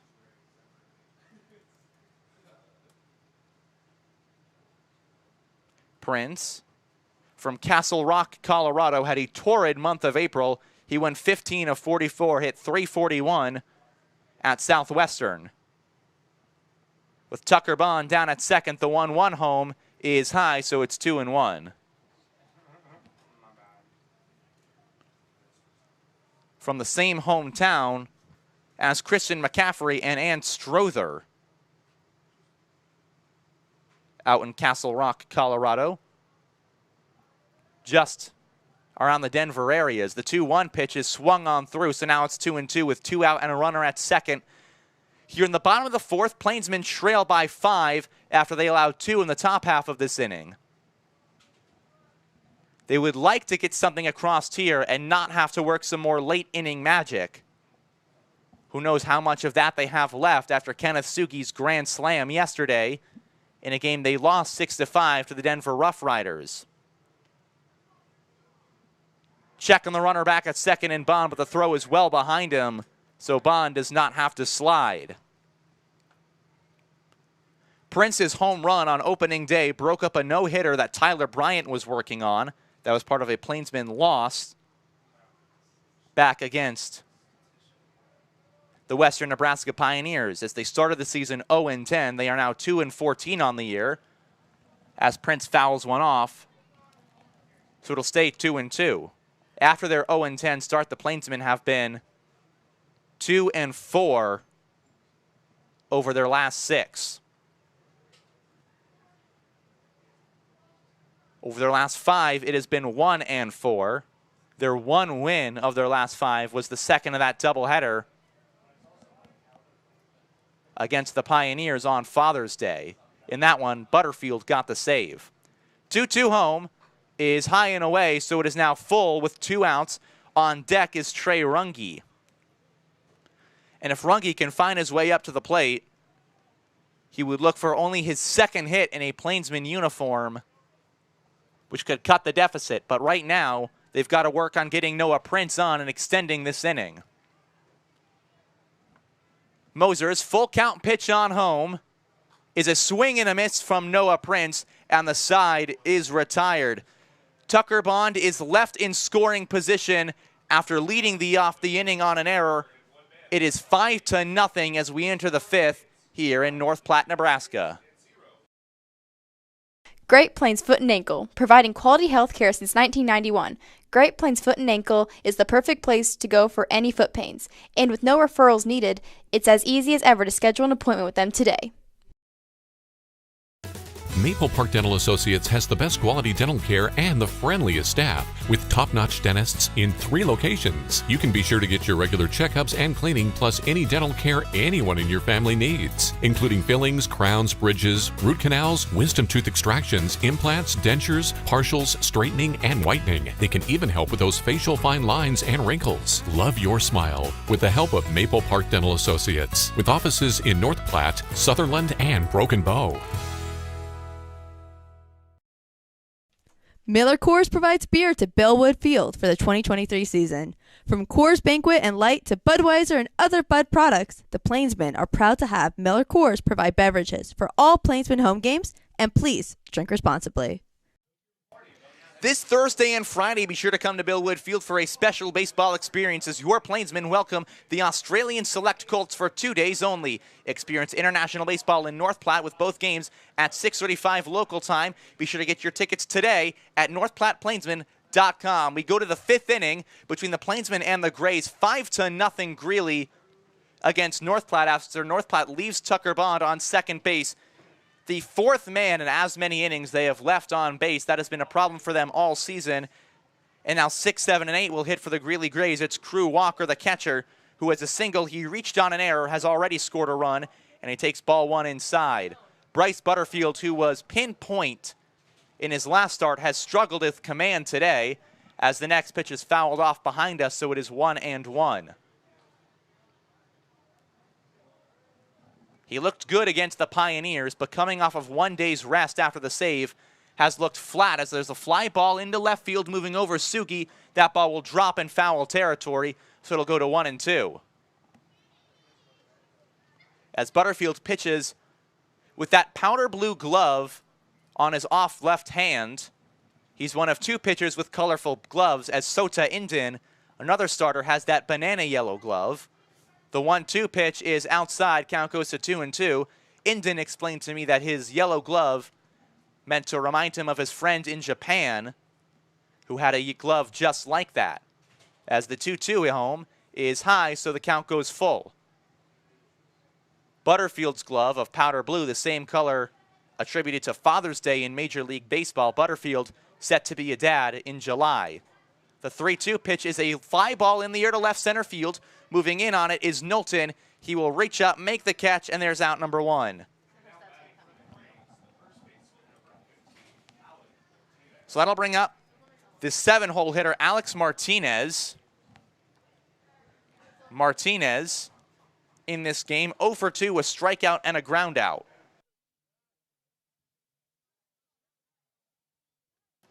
Martinez, the lefty, will come in. First pitch is in there for strike one. Butterfield clips the top part of the zone. Count goes to 0-1. Pitch on home, it's in the dirt. Count goes to 1-1. Butterfield, the righty, trying to work through this inning. Cleanly fires the next pitch home. It's a line drive, fair ball down the left field line. That's going to be extra bases into the corner. Rounding first is Martinez as it's bobbled by Cade Owens. He'll get the throw off in time to hold Alex Martinez to a double. But a one-out double down the line in right field has Parker Ross coming up to hit with a man in scoring position that would make it 6-0 Greeley. And for the Plainsmen, against a team that yesterday lost 16-5 against the Western Nebraska Pioneers and lost their top pitcher in warmups, a loss by this margin in today's game would be not what they want coming back home in their first of 13 games back in North Platte, as the first pitch is a curveball that Butterfield gets under the bat of Ross, so it's strike one. Count is 0-1.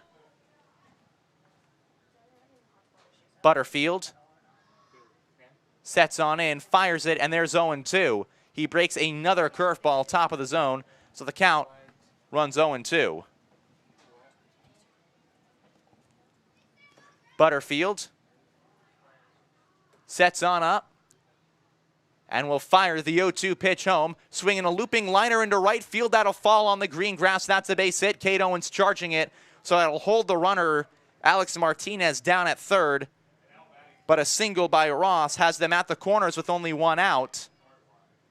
And that'll bring up KJ Hartline with them at the corners and only one man out.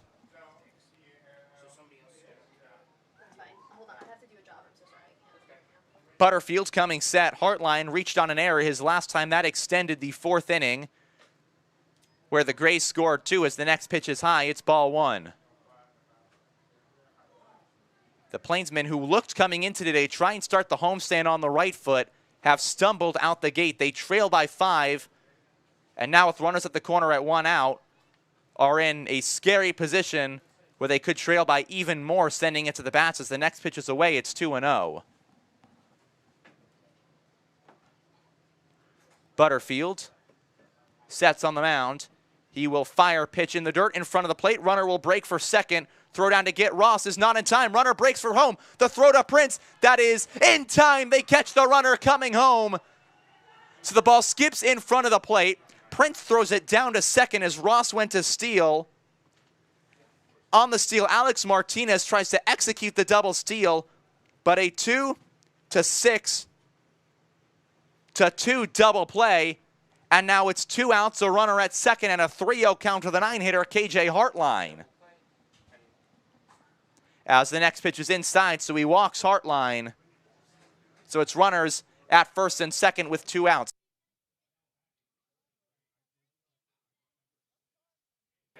As Davin Conway is out to talk to Bryce Butterfield after the walk, and it looks like Bryce Butterfield's day will be done.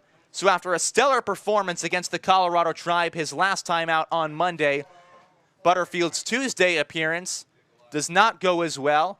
He is responsible for the 5 runs on the board, the 2 already on base. He will make his way back to the dugout as the Plainsmen go to the bullpen. They will bring on the man we just talked to on the broadcast, Nikolai Arbach. When we come back, Arbach's appearance on the mound. It is 5-0 with 2 outs. Here in the 5th inning, we'll take a break on the coverage of the North Platte Plainsmen on Plainsman YouTube and the Plainsman Radio Network on Citrus 3. The Nebraska Lottery. From the Mega Millions to the jackpot and the Nebraska Pick 5, the Nebraska Lottery has it all. And with realtors all over the state, it's as easy as ever to try your luck on the lottery. And please remember to gamble responsibly. Great seats at a great price. Get them safer, simpler, and smarter with Ticket Smarter. a proud partner to the biggest names in live sports and events, including ESPN events and iHeartRadio. TicketSmarter has seats for over 125,000 live events and 48 million tickets for sale, all backed with the TicketSmarter 100% ticket guarantee. Thinking about your next great live event? Think smarter. Think TicketSmarter. Get your tickets your way, guaranteed, at TicketSmarter.com. Looking to unleash your inner cowboy or cowgirl? Check out KJ's Boots and Western Wear. They have everything you need to embrace the Western lifestyle. Find the perfect fit, whether it's boots, hats, or apparel. Step into a world of Western style at KJ's Boots and Western Wear. Nikolai Arbach, the fireman, on to pitch. Here in the top half of the fifth inning, he will come in relief of Bryce Butterfield. Butterfield trying to get through this start. He had a great start his last time out. This time, not his best outing. 4 2/3. He allowed 8 hits, 4 walks, 4 strikeouts. He is responsible for the 2 men on base, as he has already allowed 5 runs against him.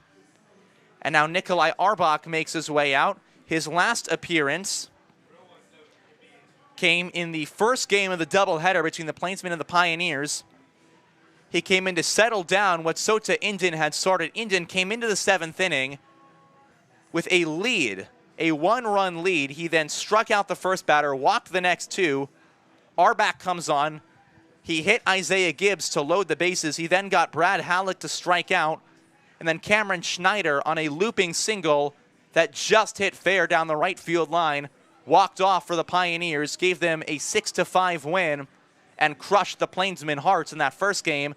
They would go on to win the second. Now Arbach will try and stem the tide with 2 outs and 2 on here in the top half of the 5th inning. His first batter will be the top of the order, and there's a fly ball hit in the air to center field. Knowlton came in, now moves back, reaches up, 1 pitch, 1 out. Arbach does his job, gets the Plainsmen out of the frame, and right as we come back, we will go once again to break. 5-0 Greeley Grays as we get to the bottom of the 5th. Nebraska Land Bank.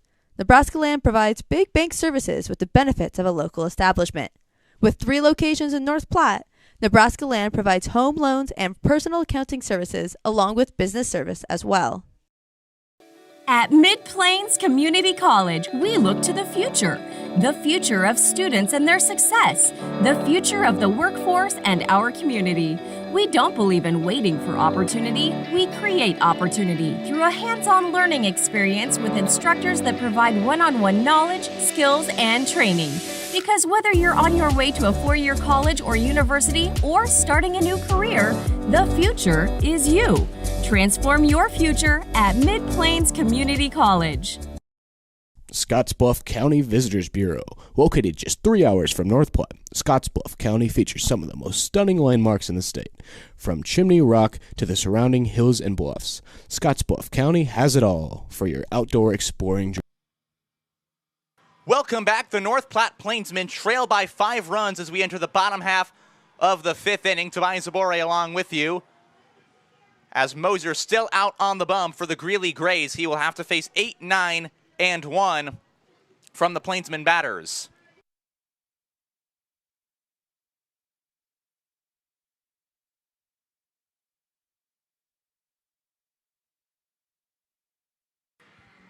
As stepping up to the plate, Trey Runge to lead off this inning, and we have with us one of our lovely host families, host dads, Brooke Baker on the broadcast. Brooke, pleasure to have you up here in the broadcast booth. Thanks for having me. Absolutely. So you are the host family for the Bond brothers, if I have that right. For Sam and Tucker.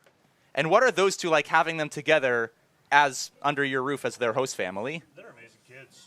I mean, they're both great kids. They're twins, but you wouldn't tell it by the way they act. Absolutely. So when did you decide to become a host family for this year? Well, I hosted last year, and I actually had 3 kids last year, 1 player, 2 interns, and they asked me to do it again this year, and I had a good experience last year. I had a good experience this year. As the 0-1 pitch is inside, the count goes to 1-1. Why did you decide to become a host family last year? Well, they were needing host families, which they still are this year. And I was like, I got room. I got an extra couple beds. Why not? Ooh, that's a good cut. But anyways, why not? The kids are coming here to play ball to, get more innings, grow their talent, try to move on. Last thing they need to worry about is where they're going to sleep. Yeah, and how much fun has it been being the host family, not just for the Bond brothers, but for the players you had last year as well? Oh, go. Hold on. Almost beat it out.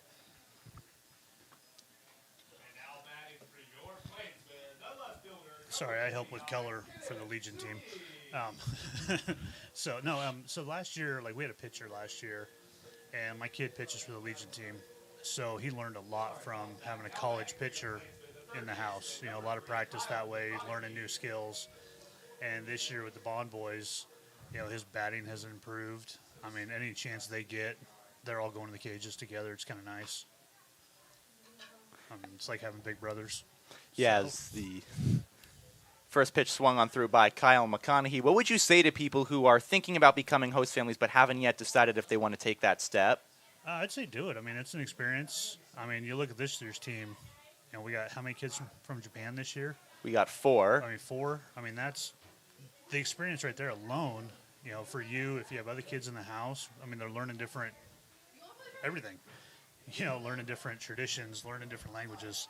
I mean, my guys last year were one from Oklahoma. Well, the 2 were from Oklahoma this year. They're both from Texas. These boys haven't fished a lot. That's all we've done has been fishing. And, I mean, just like I said, it's like having another family member in the house.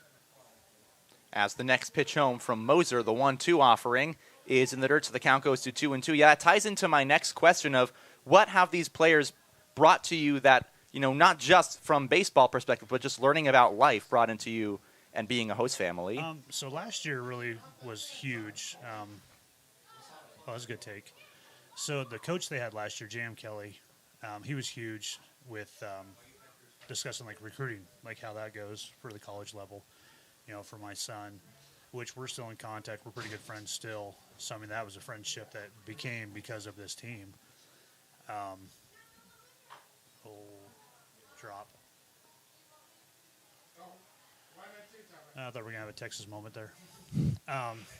Anyways, and the guys, like I said, this year, they've showed us like what kind of showcases to go to as kids, are progressing, to help them get recruited and stuff. So, I mean, that's huge. I mean, if you got a ball player in the house, that's huge to have one of these guys there, just that little bit of knowledge. So. Yeah, and the next question I have for you is Kate Owens steps up to hit.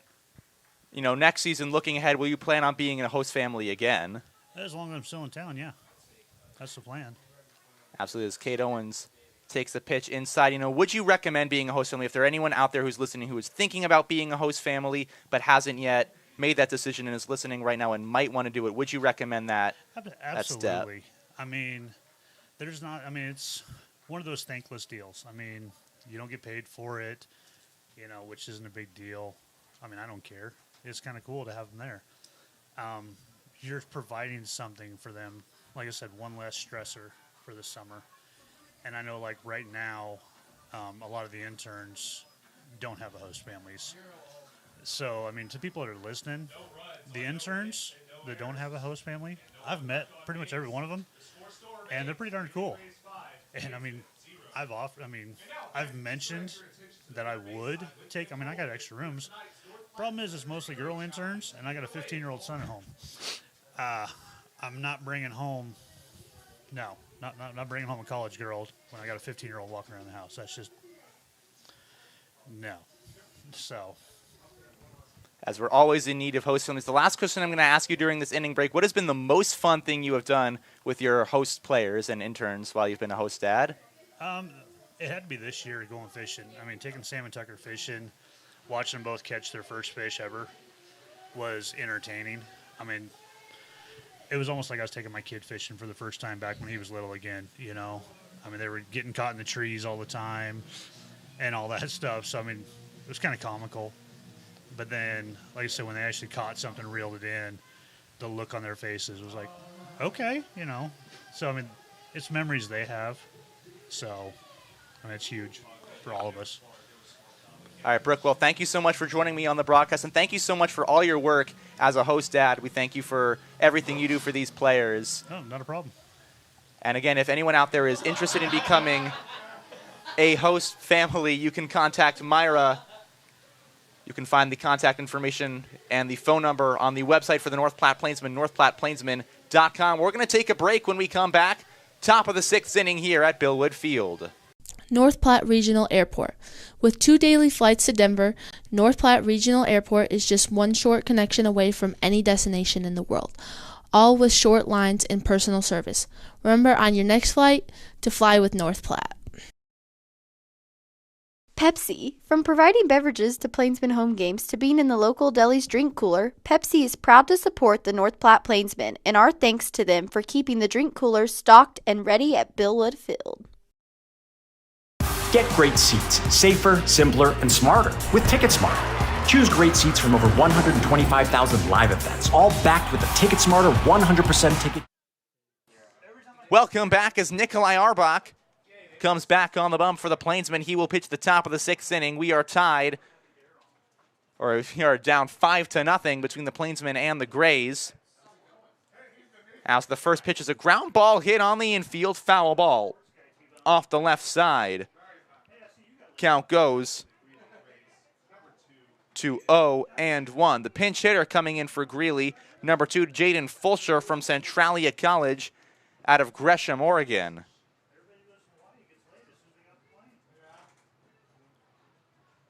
As Arbach's next pitch only shows bunt, pops it up in the air, down the line, goes foul, so the count is 0-2. The ball lands in fair territory, but rolls foul, so the count now 0-2 with Fisher coming up to hit. Fisher from Centralia, the righty, down on the count 0-2 after the bunt rolled foul.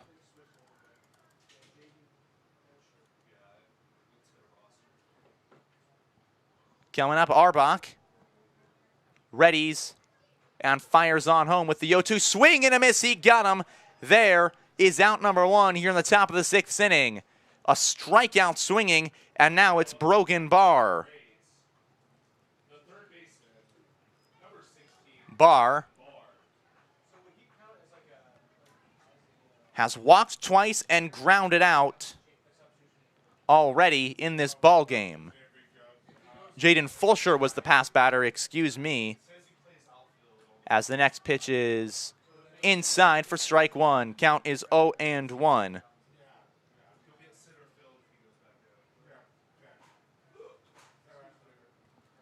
Arbach fires the 0-1 pitch to the lefty, and it's fouled right over the top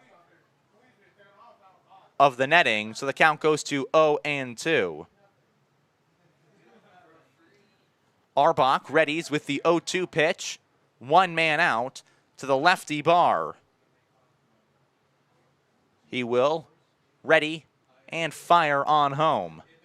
It is inside, count goes to 1-2. A reminder after we had Brooke Baker on the broadcast, one of our host families, that we are still looking for host families here in North Platte, Nebraska, as us interns are in need of them. So please contact the Plainsmen if you are interested in becoming a host family. Next pitch is fouled off our side, just loops over the press box. The windows are closed in front of me, but I thought for a second I might be able to catch it. I don't know what I was thinking. Maybe I was just dreaming that it would come in my way. I have caught one baseball, well, not a baseball, it was a softball, my time broadcasting. It was at an Ithaca softball game against the University of Rochester this past year. As the 1-2 pitch fouled off our way again, but gets foul. Trying to remember who hit that foul ball. I'm going to go back in my scorebook, and the wonders of the giant 200-game scorebook is it's in here somewhere. And it looks like, if I remember correctly, the note says that Kaylee Collins of Ithaca College fouled that one off. The 1-2 pitch is a line drive over to the shortstop, fielded by Kono onto first, and that is in time, 2 men out. Mitsuki Kono fields it fairly cleanly, fires a low ball over to Tucker Bond, but now there's 2 men out for Ty Yurkovich.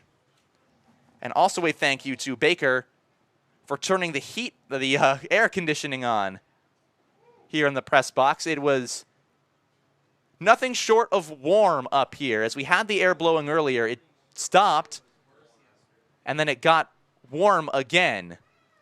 as we certainly were feeling the tropical Tuesday. Very glad wearing my Hawaiian shirt and my lei. As the first pitch is outside for ball one. This lei was bought specifically for Tropical Tuesday. It is the second lei I have been given for a broadcast, which is amazing that I've been given two. The other one I was given, Ithaca Women's Basketball NCAA Division III Women's Basketball Tournament, as the pitch is swung through by Yurkovich. Count is 1-1. Round of 32. Last year, between Ithaca College and Springfield College, the theme was a beach day, as the 1-1 pitch is fouled back, so we go to 0-2, or 1-2, excuse me. Again, the theme for that day between Ithaca College and Springfield was beach day. I was working pre- and post-game on WICB radio of that Division III women's basketball game, and we were all given leis. There's a swing and a miss by Yurkovich. There's the strikeout, out number 3. Arbach works 1-2-3. The first 1-2-3 inning the Plainsmen have gone. We go to the bottom of the 6th, still 5-0. Plainsmen trail. North Platte Regional Airport. With 2 daily flights to Denver, North Platte Regional Airport is just one short connection away from any destination in the world, all with short lines and personal service. Remember on your next flight to fly with North Platte. Pepsi. From providing beverages to Plainsmen home games to being in the local deli's drink cooler, Pepsi is proud to support the North Platte Plainsmen, and our thanks to them for keeping the drink coolers stocked and ready at Billwood Field. Get great seats, safer, simpler, and smarter with TicketSmarter. Choose great seats from over 125,000 live events, all backed with a TicketSmarter 100% ticket guarantee. Get your tickets smarter at TicketSmarter.com. Great Plains Foot and Ankle, providing quality health care since 1991. Great Plains Foot and Ankle is the perfect place to go for any foot pains. And with no referrals needed, it's as easy as ever to schedule an appointment with them today. Welcome back. We come to the bottom half of the 6th inning here in North Platte, Nebraska. The Plainsmen trail by 5, but Party in the USA blasting here in the press box, and the press box crew absolutely loving it, and why not? As the Plainsmen look for some kind of rally here against the Greeley Grays. Logan Moser still out of the bump, working his 6th inning of relief. The Plainsmen will have 2, 3, and 4 scheduled to hit. Kenneth Sugi, the leadoff batter. Sugi 0 for 1 on the day. He was hit by a pitch earlier in the game.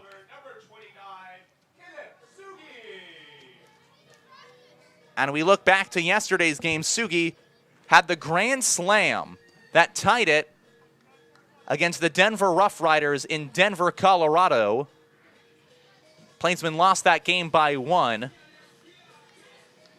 As Sugi, the lefty from North Vancouver, British Columbia, will swing on the first pitch and chop it off foul, so it is 0-1. North Vancouver across Buttered Inlet from the town of Vancouver. Well, city of Vancouver, I should say. He went to Carson Graham Secondary School. 2019, he spent his summer with the North Shore Twins of the British Columbia Premier Baseball League. As the 0-1 pitch to the lefty Sugi is in the dirt, count goes to 1-1. Sugi, from the same town that parts of the TV show Psych were filmed in. For those in my family and those who know me, know that Psych is one of my favorite shows, as the 1-1 pitch is in the dirt. And they going to wait and see what they say, and they say it hits Kenneth Sugi. And if they catch him in the back of the foot, right at the bottom. So Sugi has been hit by 2 pitches today. And now Mitsuki Kono comes up to hit, who is 0 for 2 on the day, but has a man at first in Sugi. Sugi was left on first base back in the 3rd. So he has earned his way on the hard way. Kenneth Sugi has twice. And now Mitsuki Kono up to hit.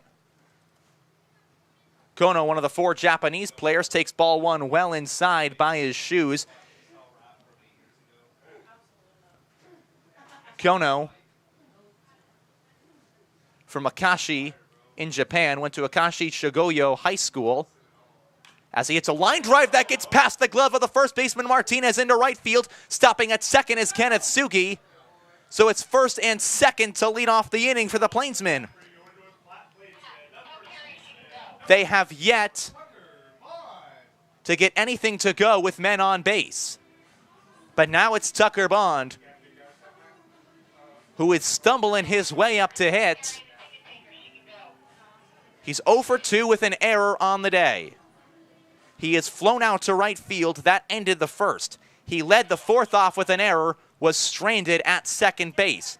At that time, that was right after the Plainsmen had gone down by 5. First pitch is high and tight. It is ball 1. And now Walker is out to talk to Moser. The Grays have a righty warming up in their bullpen, as that pitch nearly hit Tucker Bond on the helmet, and signs of life in the Plainsmen dugout as they were chirping at Tucker Bond, calling it a little bit too high. As the College World Series currently taking place across the state in Omaha, LSU leading Tennessee 2-0 in an elimination game. Remember, Tennessee lost to Wake Forest. LSU lost to Wake Forest. LSU currently the leaders at the Rocco's Bar on the Jello Shots board. They have overtaken Ole Miss as the all-time leaders. As Bond swings at a pitch, fouls it back, it is 1-1. The previous leaders for Jello Shots in a single College World Series was Ole Miss with a little over 1,800 LSU fans. The last time I checked, we're nearing 20,000.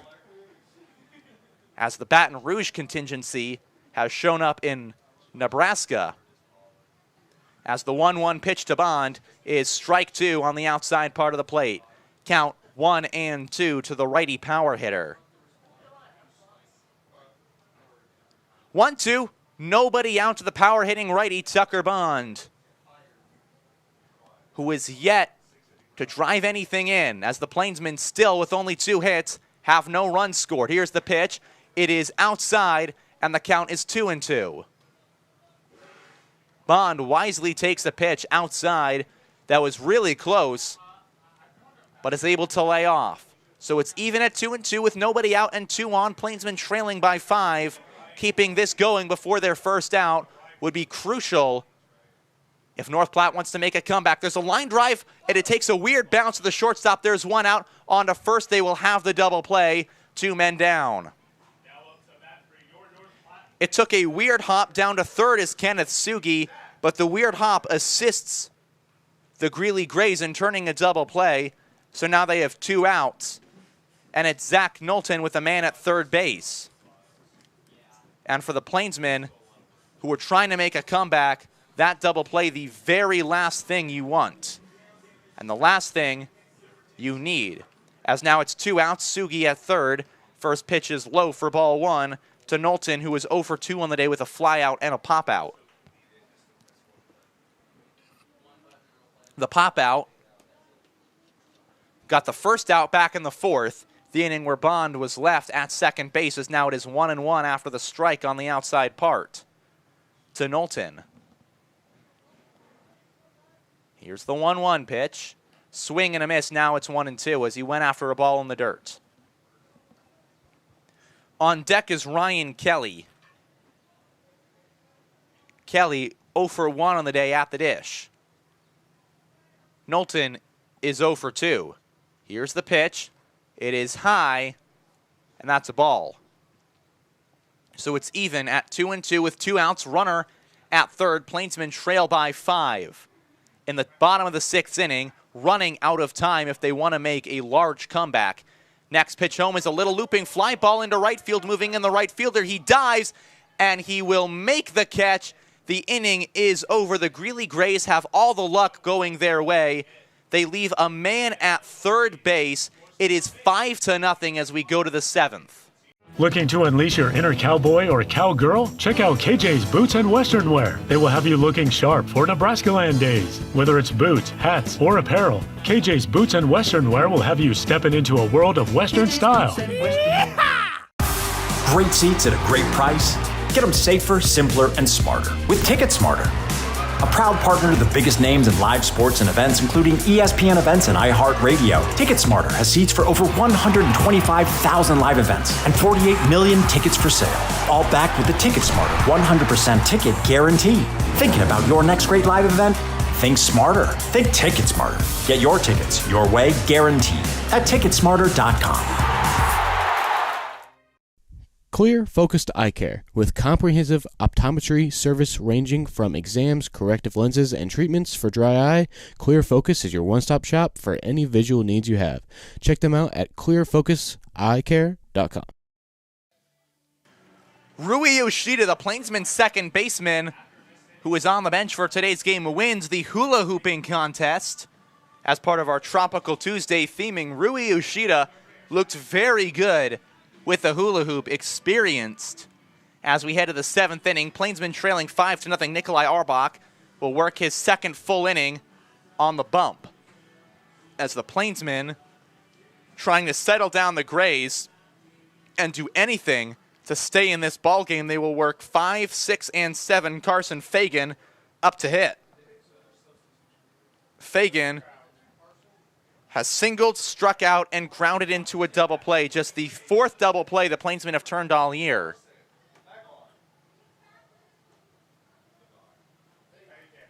As Fagan, the righty, will step into the batter's box to get set.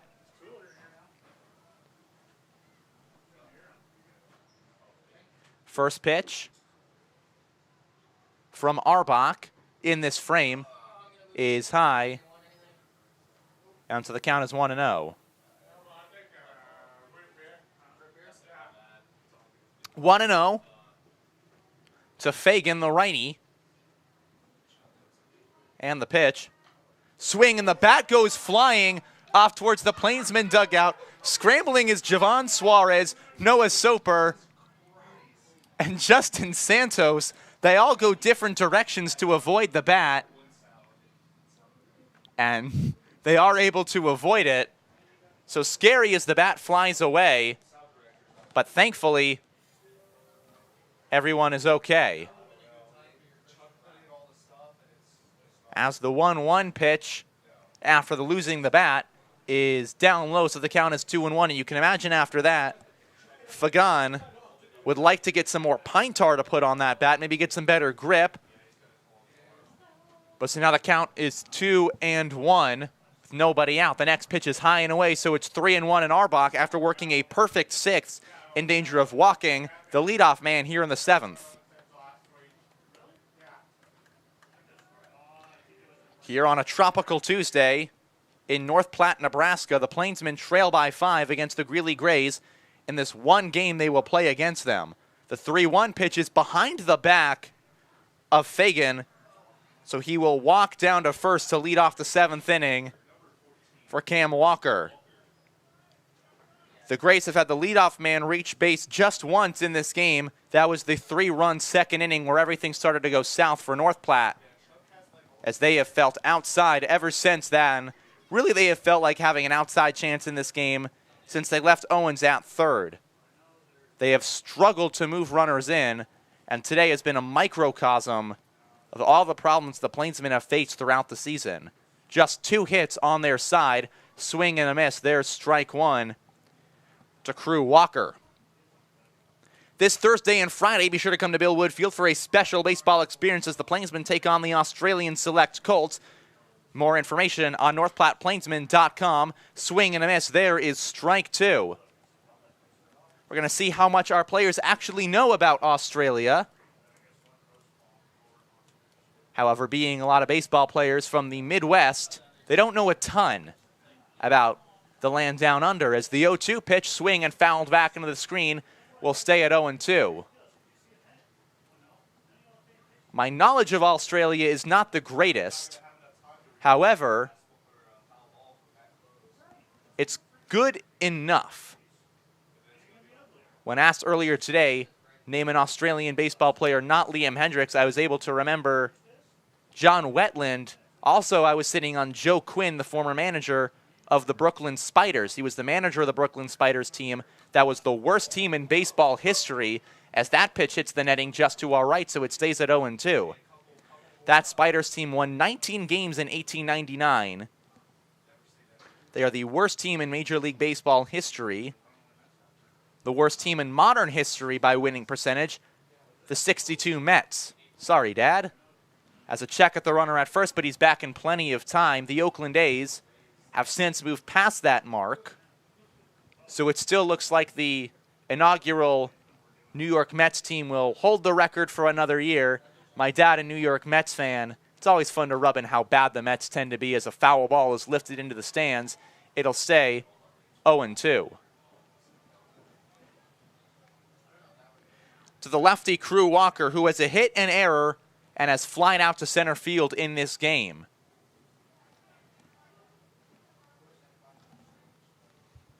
Here in the top of the 7th, runner at first, nobody out. The 0-2 pitch is just off the plate, and it's 1-2. Saturday is family picnic night at Billwood Field. Get your family picnic tickets for 6:35 game against the Game Day Angels. The tickets include all you can eat and a special post-game fireworks show brought to us by Pepsi. Arbach with the 1-2 home is a swing and a miss. He got him for the first out of the inning. His strikeout, third on the day. There's one man down, and that will bring up Alex Martinez.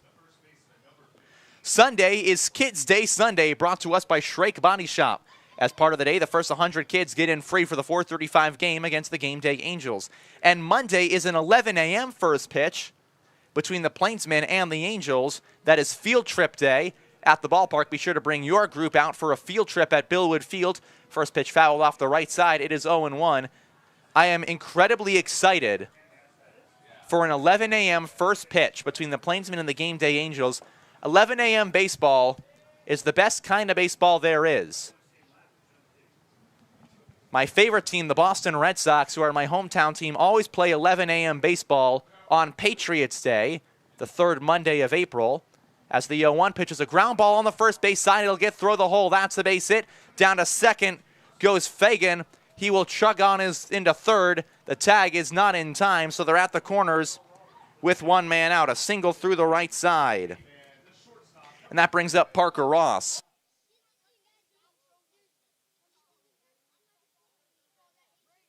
Ross, this inning,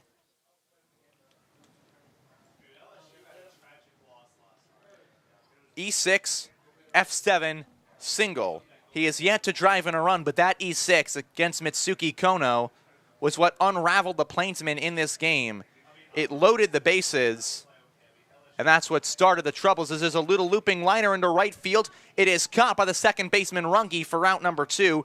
The runners all hold. So now the 9-hole hitter, KJ Hartline, will come up to hit. And he will be replaced. So Hartline was scheduled to hit in the order. There is now a pinch hitter. That will bring up Levi Randall from Utah Tech. Randall, the outfielder from Enterprise, Utah, was a member of the Enterprise Hope Squad. As the first pitch is fired in, it is 0-1. He was born in Pocatello, Idaho, son of Bud and Carmel Randall, was recruited by BYU, Grand Canyon, and Cal State Bakersfield, but went to play at Utah Tech. That's the 0-1, swing and a miss. That is 0-2. Utah Tech, now known by the name Utah Tech, was formerly Dixie State University. They changed their name as a school back in 2020. As Randall, the lefty, will come set. He will take strike 3, throw down to second. Will not matter as the inning is over. Struck out looking did Randall. Side retired. So Arbach able to work out of the jam. Can he provide the Plainsmen with a spark? We will see as we head to the bottom half of the 7th here at Billwood Field. Great Plains Foot and Ankle, providing quality health care since 1991. Great Plains Foot and Ankle is the perfect place to go for any foot pains. And with no referrals needed, it's as easy as ever to schedule an appointment with them today. Maple Park Dental Associates has the best quality dental care and the friendliest staff. With top-notch dentists in 3 locations, you can be sure to get your regular checkups and cleaning, plus any dental care anyone in your family needs, including fillings, crowns, bridges, root canals, wisdom tooth extractions, implants, dentures, partials, straightening, and whitening. They can even help with those facial fine lines and wrinkles. Love your smile with the help of Maple Park Dental Associates, with offices in North Platte, Sutherland, and Broken Bow. Miller Coors provides beer to Bellwood Field for the 2023 season. From Coors Banquet and Light to Budweiser and other Bud products, the Plainsmen are proud to have Miller Coors provide beverages for all Plainsmen home games, and please drink responsibly. Tobias Abore back with you here as the North Platte Plainsmen trail the Greeley Grays. We enter the bottom half of the 7th inning, and maybe what the Plainsmen need, a new pitcher on the mound. Moser goes 6 innings. He allows just 2 hits, no runs against him. As he shuts down the Plainsmen is Andrew Bowman. The righty from Arvada, Colorado, will come on to pitch.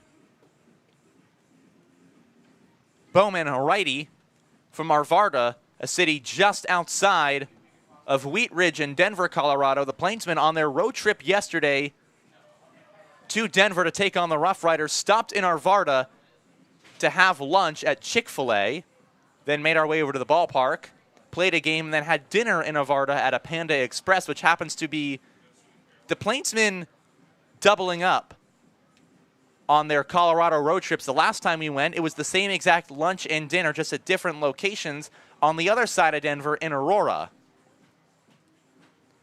As Bowman from Garden City Community College transferred from Northern Oklahoma Enid, the 25th ranked right-hander in the state of Colorado out of high school. He was the 70th best player in the entire state. His fastball tops out at 87. As Ryan Kelly will lead off the 7th inning. Kelly 0 for 1 with a flyout in today's game. So Kelly will come to hit.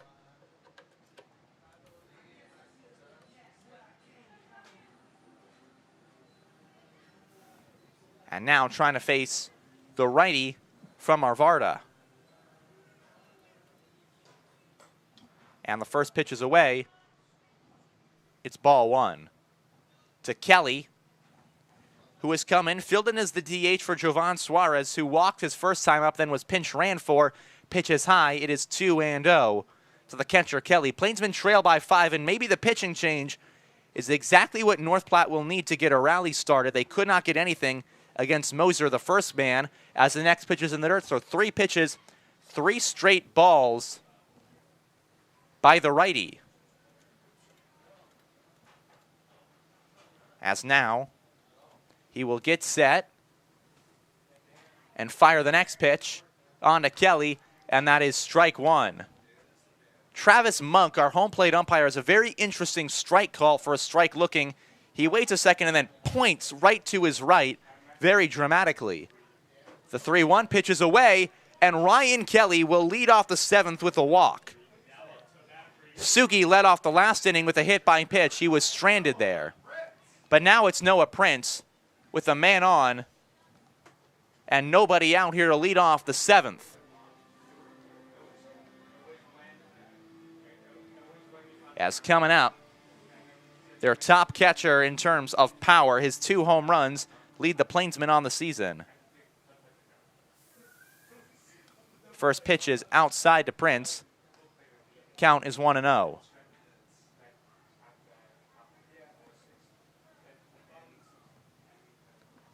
Readying. Firing to Prince. It's high, so ball 2. So he's thrown 7 pitches, has Bowman. 6 of them have been balls, just 1 strike. He is down in the count 2-0 to Ryan Kelly. As the 2-0 pitch is high, so it's 3-0. Sorry on the live stream, I was left with a simple task as down to second goes Ryan Kelly on a wild pitch. Filling in the balls and the runners on base as Dan had to get some work done. I completely forgot. So sorry as Dan catches up on that. There's a reason why he's the live stream operator and I am not, as he actually remembers to do that. So the count is 3-0 to Noah Prince with the man on second.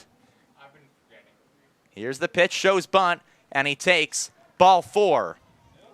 So 2 on, nobody out. The Plainsmen in the same spot they were last inning as Tucker Bond hit into a double play, but now it's Trey Runge.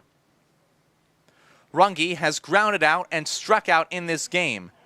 Bowman has yet to find the strike zone. Nobody is up in the Grays bullpen. So they are going to, at least for the moment being, let Bowman ride this inning out.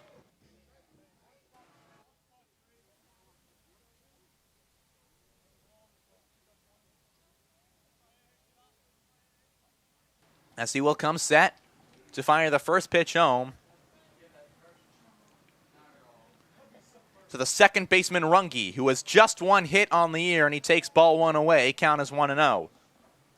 And sorry for some of the confusion during today's broadcast. We are trying to get the crowd mic to work a little bit better. Currently, it is not getting the sound right where we want it. So I've been fiddling with it the last inning. Count is high, and it's a strike, so the count is 1-1. I think it's one on the XLR cable that we used to connect it to the outside. But either way, we will try and get that figured out in today's broadcast. As the count 1-1. Bottom of the 7th, pitches high and tight to Runge, nearly clipped him in the head, so it's 2-1. We're going to try and get it fixed quickly as we have count 3-1.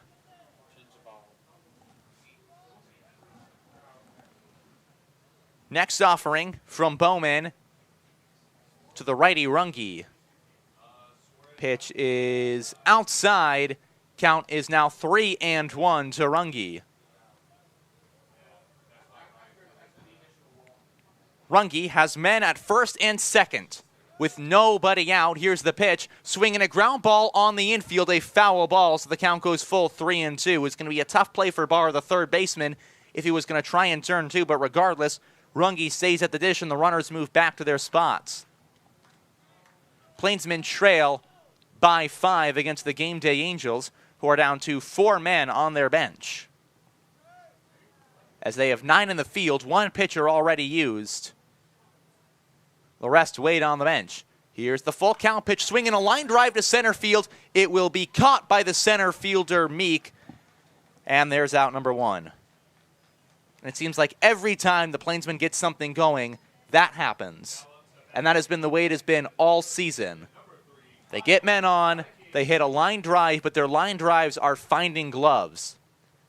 Their luck bound to turn at some point, but yet it has not turned today, as it's Kyle McConaughey, the 9-hole hitter, who's 0 for 2. So McConaughey will come up, and he takes the first pitch high. Count is 1-0. As the righty Bowman sets and fires, swinging a ground ball foul off the right side. It's 1-2. McConaughey chopped it foul. So the count is 1-1, excuse me. McConaughey, the righty, trying to move runners up and keep the Plainsmen going in this inning, not leave any more men on. Pitches in the dirt, blocked by Walker, so the runners stay where they are. It's 2-1.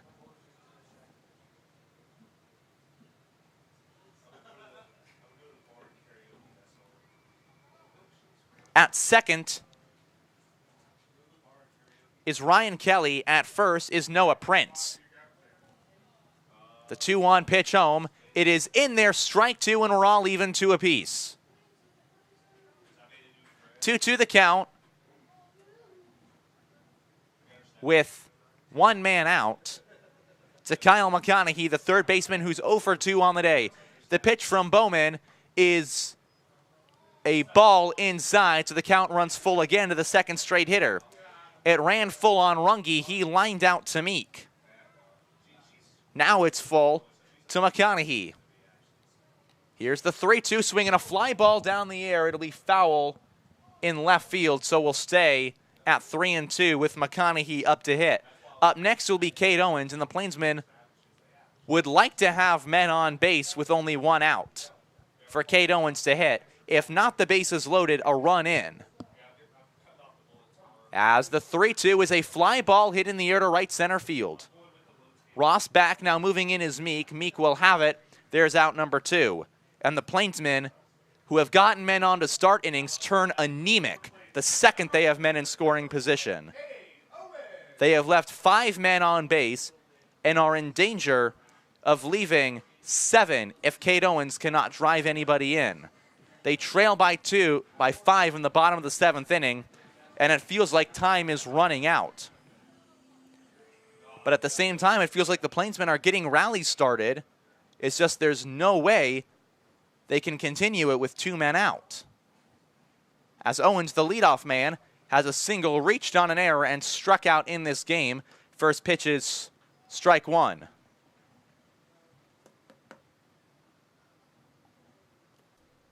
After Kate Owens will be Kenneth Sugi, if Sugi can find his way on. Here's the 0-1. Owens will take a ball, so the count is 1-1. Plainsmen trail by 5 in the bottom half of the 7th.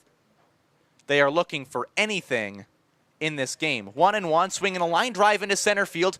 It'll come in on it is Meek, but the ball drops in front of him. Rounding third is Kelly. He will hang up and go back as he will not test the arm of Meek, the center fielder. As the throw is on line, they would have had him out. So a single into left center has the bases loaded with 2 men out for Kenneth Sugi. Sugi's last game, he played the hero with the grand slam to right field. That was at the Wheat Ridge Middle School. The dimensions of that field a little smaller than the ones here in North Platte. But now Kenneth Sugi, a chance to make it a 1-run game with the bases loaded. He had magic in his bat yesterday. Does he have it today? The first pitch is grounded on the left side. It'll be fielded by the second baseman, Fagan, onto first. The throw's away! 1 run scores. Here comes a second run. Down to third goes Kate Owens. Into second is Sugi. They have him picked off, so 2 runs score, but Sugi is hung out to dry at second. It'll be 5-2 as we head to the 8th inning. Plainsmen trail now only by 3. The Nebraska Lottery. From the Mega Millions to the jackpot and the Nebraska Pick 5, the Nebraska Lottery has it all. And with realtors all over the state, it's as easy as ever to try your luck on the lottery. And please remember to gamble responsibly. Great seats at a great price. Get them safer, simpler, and smarter with Ticket Smarter. A proud partner to the biggest names in live sports and events, including ESPN events and iHeart Radio. TicketSmarter has seats for over 125,000 live events and 48 million tickets for sale. All backed with the TicketSmarter 100% ticket guarantee. Thinking about your next great live event? Think smarter. Think TicketSmarter. Get your tickets your way, guaranteed, at TicketSmarter.com.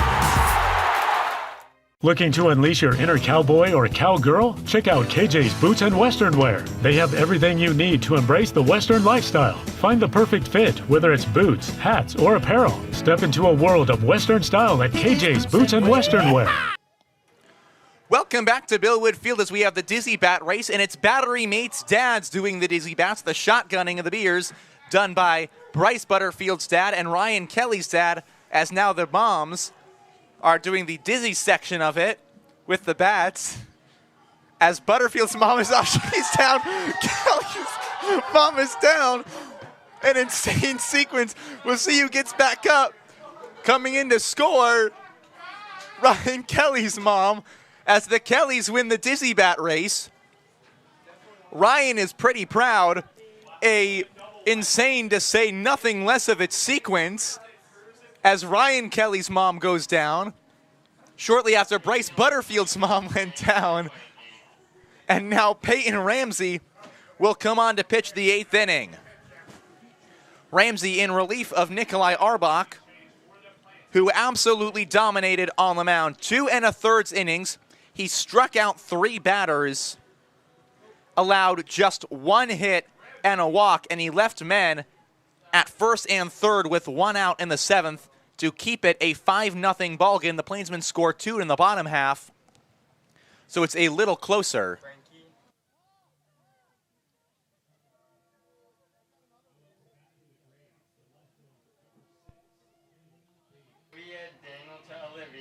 As now coming up ready to hit with the leadoff man, Kalen Bing. Can you tell Frankie to come up to the press box for an interview?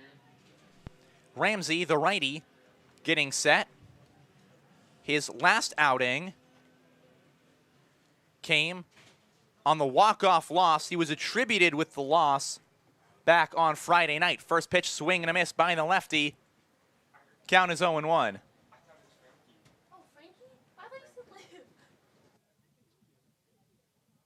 As Ramsey will come on to set against the lefty, Bing.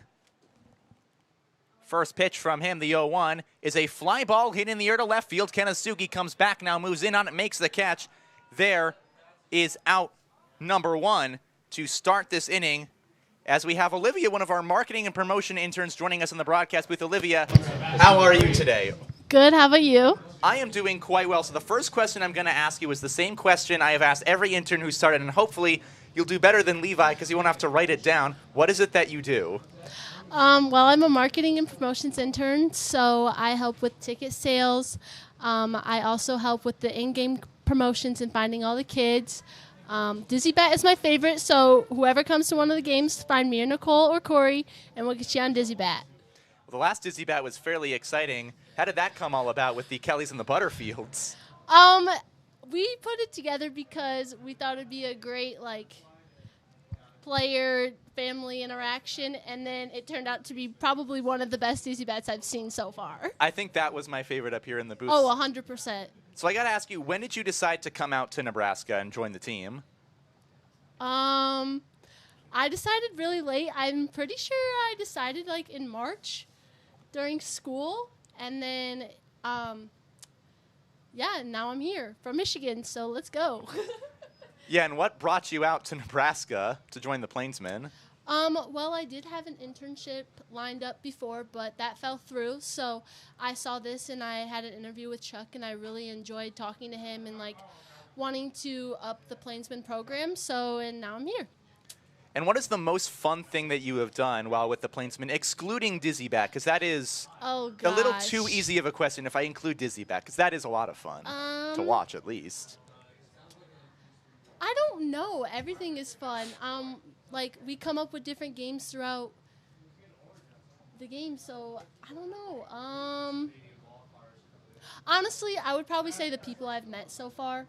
I'm a very shy person when you first meet me, so coming to meet different people from all around the world and making new friends, I think that's probably the best thing so far. And what has been your favorite part about being an intern away from the team? Learning what I want to do in life, to be honest, because I don't know yet. As there's a fly out to right field, that will end the 8th inning. Olivia, do you want to stay on with us for the bottom half of the inning and do some play-by-play? Probably not the best person to ask, but that is all right. We go to the bottom half of the inning. Plainsmen trail by 3 here in North Platte.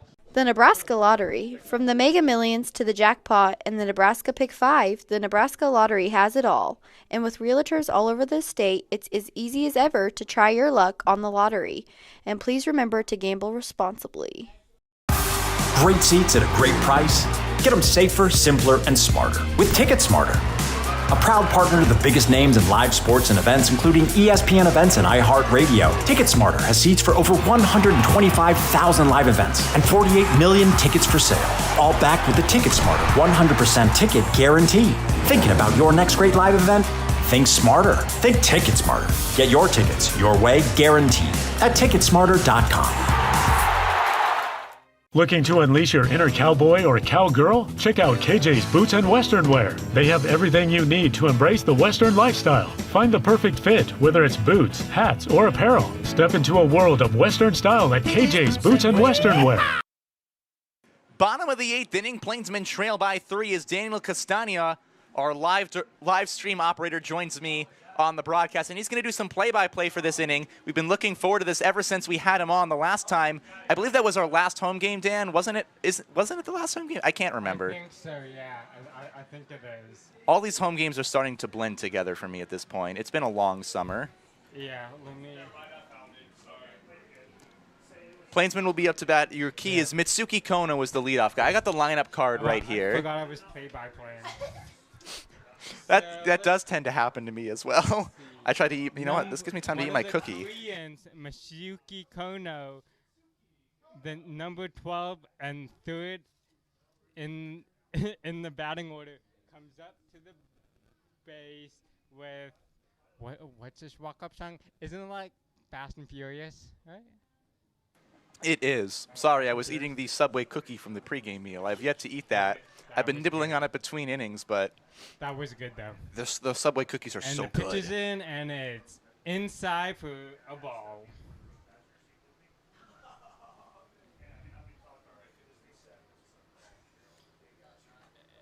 And then the pitch is in, and it's high, so it's another ball, which makes it 2 balls and 0 strikes. And the pitch is in, and it's down low at the corners, so it's another ball, which making 3 balls in total. You got this, Dan. Ooh, that almost hit him, but it was a ball. So, who's the pitcher? Right now it is Bowman. Bowman just walked a run, and I don't think he liked that. He definitely did not. He looks very upset. And now it's Tucker. I saw him like a few innings ago, and he was mad about like the balls. So you had to like replace a ball, and he was mad at I think the He might just be a mad guy. There are people like that out there in this world who just kind of get irritated at things. Yeah. My advice to people, don't be that guy. Daniel, that is wonderful advice. I absolutely agree with you. Just let things roll off. It's all right. Have a chill pill. Nothing is as bad as you think it is. Yes, it is. It really isn't that bad. But I sometimes... I mean, we all do that. Yeah. And I think that's he's trying to pick off number 12. He's trying to get Mitsuki leaning. But I only see him. He's so fast. He is a very fast runner. I think he's the fastest on the team. Who's that? Nickelodeon, from Nickelodeon, Speedy Gonzalez? Ooh, I was going to say SpongeBob when he had like the Speedy shoes on in that one episode. Oh my God. I was going there. Oh, really? Yeah. I thought, ooh, you almost saw that he almost stole, but the pitch is in and it's a ball, so it's 3-1. Daniel, do you have a favorite Bond brother? We got the Bonds here. I don't remember. Did we have it? I don't. We haven't had the Bonds up yet. We will at some point. We will. Oh. As that almost over, the pitch was over Tucker Bond, I think. That over is. His head, and that is he Tucker. Walks the pitcher walks another run. And that will bring the tying run to the plate in Zach Knowlton. Let's hope so. As the head coach goes to the mound visit and talks with his pitchers.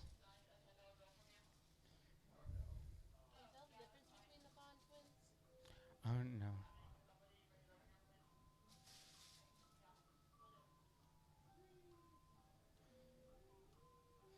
I was enjoying the last of my cookie. That was a very good cookie. Ooh. And now they have all dispersed, and they got their assignments. They got things figured out. Yeah. Maybe. I always wonder what type of, like, atmosphere it's always like. Is it always, like, serious? Or is it just, like... See, I think it depends on the kind of mound conversation. Like, that one's got to be serious, but sometimes you're just out there like, hey, good job, buddy. Ooh, go. Go, buddy. A wild pitch, and then everyone advances a run. Oh, base, I mean. And the Plainsman on base is Zach Knowlton. It's Tucker Bond and Mitsuki Kono. Knowlton is hitting. Yeah. I got you, batting Dan. is Knowlton, and he is the center field. Am I correct? Knowlton is the center fielder in today's game. You are right, Dan. My number positions are getting better. They have. That's also part of sitting next to me, as I've been teaching you the numbers. Yeah. But I can. Ooh, it's raining, baby. Ooh, another double play. Ooh, caught runner. A run does score. But, yeah. That's the important thing to note there. Run gets in, and the score is 3-5 Grays with 1 out. And coming up to the plate is Ryan Kelly. Daniel, I have an interesting question for you. Do you have a favorite walk-up song on this team? Walk-up song? Because there are a few. Some of them are a lot more notable. I'd say, I don't know if I have a favorite on this team. It's tough on this one. Back at school, it's easily Gil Marad, Ithaca's catcher, as Every Time We Touch by Cascada. And it's so good. I don't know why, but everyone claps to it, and it just works so well. I really don't know. My first one, when you did that intern information, I said a Black Eyed Peas song.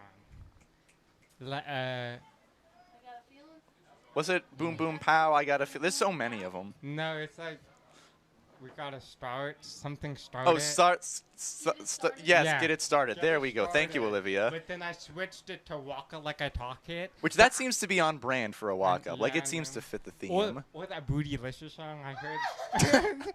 Daniel. And as they try and tag the player on second, it's wide, so he gets onto second. Woo. Yeah. So he's in scoring position, the tying run at the plate in Kel. And Kelly's still batting. And the pitch is in, and it's low to the ground. It's going to 3-1. You know, I roomed with Kelly over this past road trip. The last 2 games, he was my roommate in Scottsbluff. Him and Nick Hockmer, who was on the bench. I'd say we are friends. Oh, you are? I like Kelly. He's that's nice. That's another ball, so he walks Kelly. So Plainsmen on first and second. Ooh, we got a College World Series update. Home run by Dylan Cruz, 5-0 LSU. They win the ball game over Tennessee. So Tennessee has been eliminated. They will make their way back to Knoxville. However, they do slightly better than Stanford, who got 2 and queued. As the pitch comes in, Prince hacks at it and misses. No, he would be the go-ahead run in this moment. Go ahead? What does that mean? If he gets on, or if he scores, that would give North Platte the lead. Oh, like the walk-off? Not quite a walk-off. We're not in a walk-off yet. We got to get to the bottom of the 9th to get there, but hopefully we don't have to go to the bottom of the 9th. Well, I've called too many games that have gone to that spot. I still have deja vu from that second Pioneers game. I don't know if you heard, but that walk-off broke my heart. The one, yeah, between game one? No. The doubleheader? Yeah, game 1 of the doubleheader. That one broke my heart. I think I was listening to Yeah, that one made me want to cry. Yep. And as the pitch comes in, Aw. it's another swing and miss for Prince. And the count is 1-2. Come on, Princey. Yeah. Isn't he the one that has, really good, batting average, right? He does. Prince hitting 296 coming into today. Kelly was a little bit higher. Oh, yeah. But Prince has played a little bit more. Most of the catchers are doing really good. The catchers are just really believe, good yeah. at hitting. And that's a foul ball. And as 2 kids go up to get the ball. We got some nice rain coming down here. I like it. Ooh. Get on that, kid. Prince barely got contact on that, so it counts as a ball, and he stays alive. He's going to try and crown himself here as the Prince of North Platte. Oh. Yeah, making royalty Royalty. We should make a graphic of that. Daniel, you are a genius. I We know. should make a Prince of North Platte graphic. I should tell Frankie and Elizabeth. I feel like some kind of crown, maybe like holy lighting. Yeah. Ooh. Ooh. Get down. Is that a double? As that's a single for Prince, and all the bases are filled up. There are ducks on the pond, as one would say in baseball terms. Or as in what it's juiced up. Bases are juiced. It's all juicy out there. That should be your signature like phrase. It's all juiced up. It's all juiced up. I wouldn't be solely owning that phrase, but I feel like all juiced up isn't used enough in this world as a baseball term. But it's accurate, kind of. Yeah, like I don't hear it often. Yeah. I never hear people say, "Oh, they're all juiced up." Yeah, and as Ooh, that gives me a question for you, Dan. Favorite juice? favorite juice. It's either gonna be orange juice or apple juice, but I know apple juice gives you cancer. I think. I think. Apple juice is really sweet. Like my problem with apple juice is it's so sweet. I love apple cider, especially because you can warm it. Orange juice Yeah. might be my favorite juice. Yes, whenever I go to my dining hall in the morning, I always get orange juice. Same. My morning is whatever breakfast they have out at Ithaca, and then orange juice and a coffee. My friend thinks I am insane, but she is wrong because orange juice and coffee are a great combination. No. They Wait, go really well together. I always get like bacon and eggs, like the powder eggs. Oh, I don't do the powder. I No? can't. You can't? I can't do the powdered eggs for whatever reason. They just don't, like, every time I put them in my mouth, I feel like I'm committing a sin. Yep, and that pitch was a ball, and the count is 3-0 with 1 out, and with Plainsmen on first, second, and third. They're all filled up. And that ball, was a strike, so it's 3-1. Sometimes balls are strikes. Some certain umpires. Sometimes. I saw how the umpire. Oh! Run will score. It's a one-run game. They just walked a run in, and let's see who. It's McConaughey. McConaughey. Oh yeah, McConaughey. I was trying to figure out who came in. McConaughey's still up to hit. He is 0 for 3 on the day. If he gets something here, though, he would certainly be a hero in this town. Let's get to. We showing bunt. Second Grand Slam. If we can get a second Grand Slam, especially on here, I expect you to clip that, and it will be on Twitter in seconds. Yeah. I'm doing my first Twitter post and Facebook post. Daniel, you are doing great at it. I messed up once. You're doing very well at it, Dan. I don't think I could do as well also trying to call a game like I would. Goes even 1-1 with I'd 1 crater.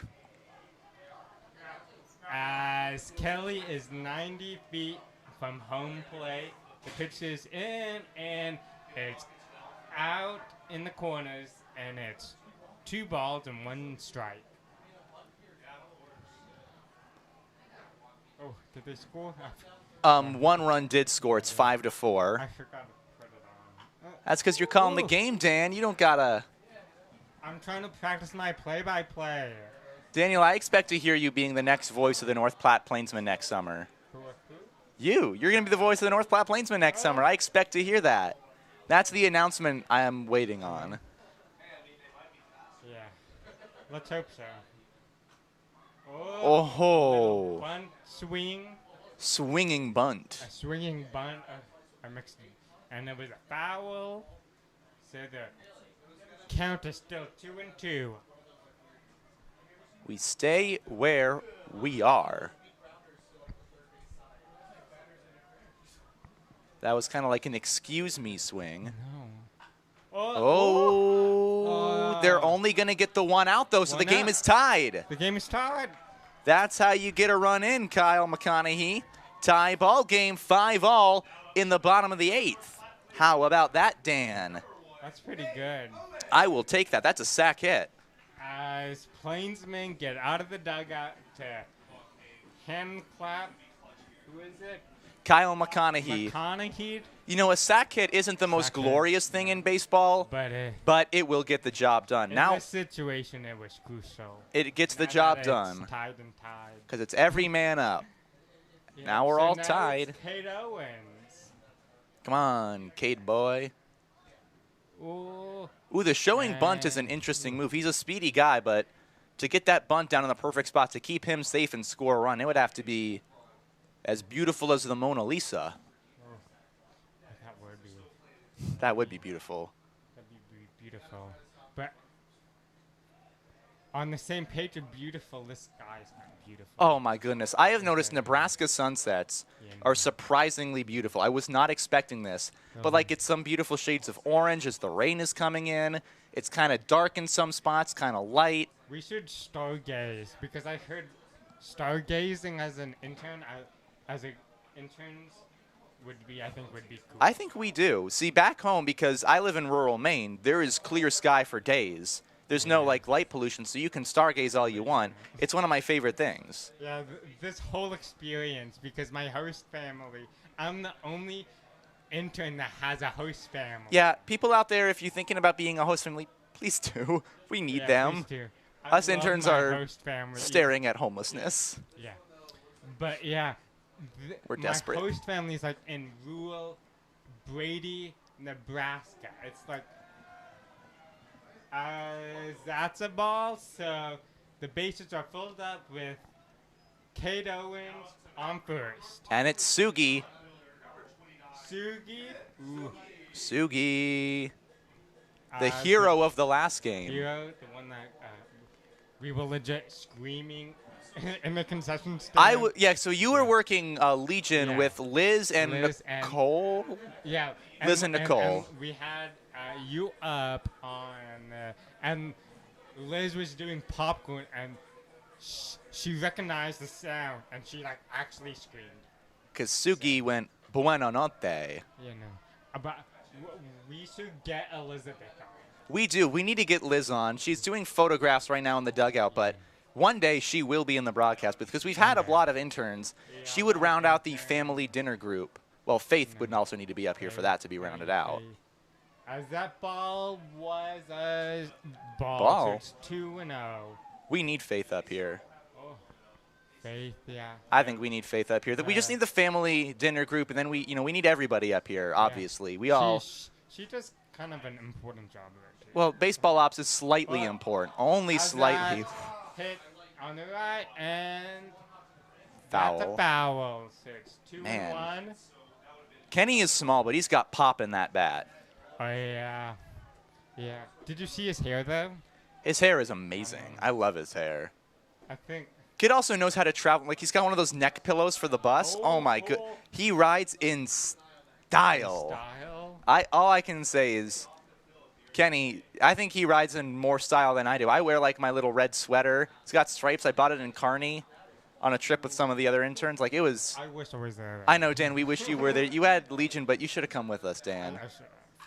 Oh! Get back! Get back! Get back! At the wall! Oh! Ball, not to catch. Inning over. Inning over with 3 runs. 3 runs, so we're all tied. We're all tied going to the 9th inning. Dan, top of the 9th inning. Pleasure having you on, Mithwy. When we come back, top of the 9th in a tie game at Billwood Field. Nebraska Land Bank. Nebraska Land provides big bank services with the benefits of a local establishment. With 3 locations in North Platte, Nebraska Land provides home loans and personal accounting services along with business service as well. At Mid-Plains Community College, we look to the future of students and their success, the future of the workforce and our community. We don't believe in waiting for opportunity. We create opportunity through a hands-on learning experience with instructors that provide one-on-one knowledge, skills, and training. Because whether you're on your way to a 4-year college or university or starting a new career, the future is you. Transform your future at Mid-Plains Community College. Scottsbluff County Visitors Bureau. Located just 3 hours from North Platte, Scottsbluff County features some of the most stunning landmarks in the state. From Chimney Rock to the surrounding hills and bluffs, Scottsbluff County has it all for your outdoor exploring dreams.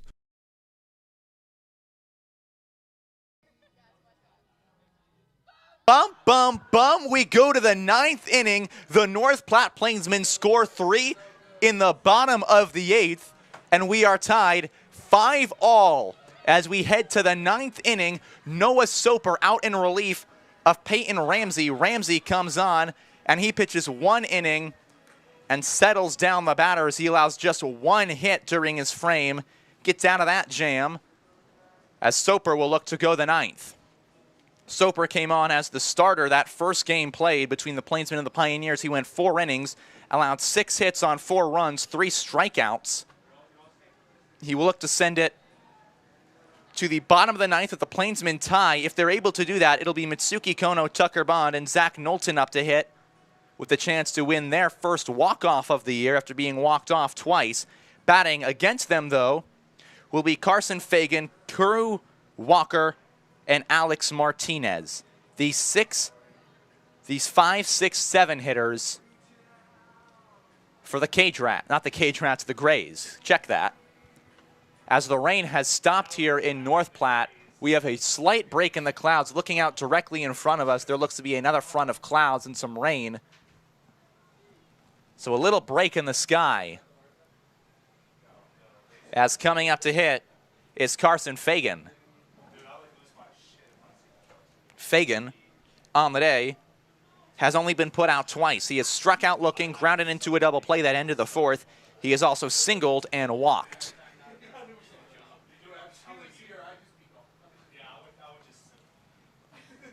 As he will come up facing Noah Soper, the first man to face him on the day. Soper has struck out 8 on the year, and he throws ball 1 outside, count 1-0.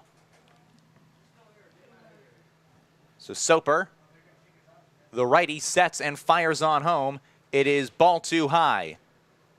And he trails the first batter 2-0. Soper would like to get the first man out, not have a leadoff batter come on, as it's 3-0. So in danger of walking the first man on 3-4 pitches. He is down 3-0 in the count. Soper, the all-important one home, that is strike 1.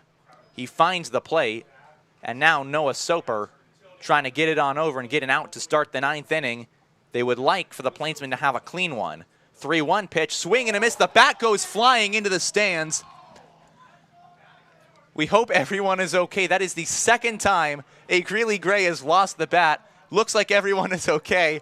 And I wish you could see more of the reaction of Rui Yoshida as the bat went flying. His face was nothing short of absolute astonishment, as the Grays need to be more careful with the lumber. As the count is full to the first batter here in the top of the 9th in a tie ball game. 3-2 on home is outside, ball 4, he walked him. A walk to Fagan, and that will bring up Crew Walker. Walker, the catcher, single error, fly out and a strikeout, and now he's got a man on first after the leadoff walk, as Soper was able to work his way back in the count. As some dark clouds are moving in from center, hopefully they will hold off or blow the other way, as we'd like to play today's ball game. As set is Soper. He will throw the first pitch home, high, ball 1, and Noah Soper, who was trying to pitch a clean inning, is struggling to find his command. Soper sets the Plainsmen in a tie game, 5-all in the 9th, next pitch, and it hits him. Soper has put the first 2 men on, and now he is in danger of blowing this game. It would give Greeley a lead entering the bottom of the 9th. The Plainsmen would like to keep it tied. Now it's Alex Martinez.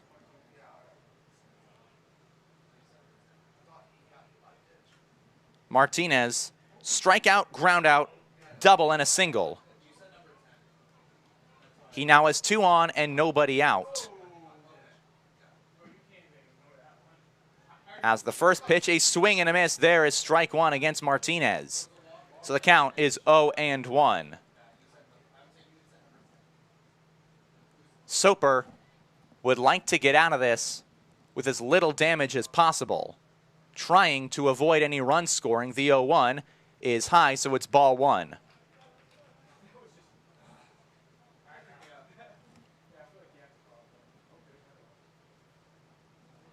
Soper sets the 1-1 pitch on to the lefty Martinez. Is high, there's ball 2. 2-1, nobody out, runners at first and second. The infield in double play depth. Third baseman McConaughey is playing a couple steps in, as the defense will have to be locked down here in the 9th. The 2-1 home is high, and it's 3-1. Noah Soper cannot find the strike zone, and he's in danger of walking the bases loaded. A similar start to how the first game against the Western Nebraska Pioneers turned out in the 9th inning. The Plainsmen walked men on, and it turned into a nightmare as they were walked off. Soper's all-important 3-1 home, and he's walked the bases loaded.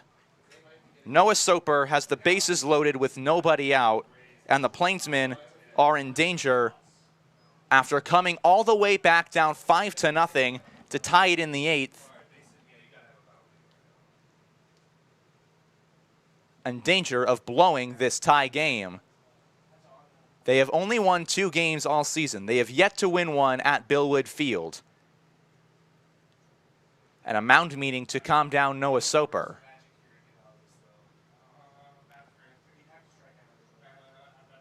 Plainsmen would like a strikeout and then a double play ground out. Anything that does not score a run for the first out.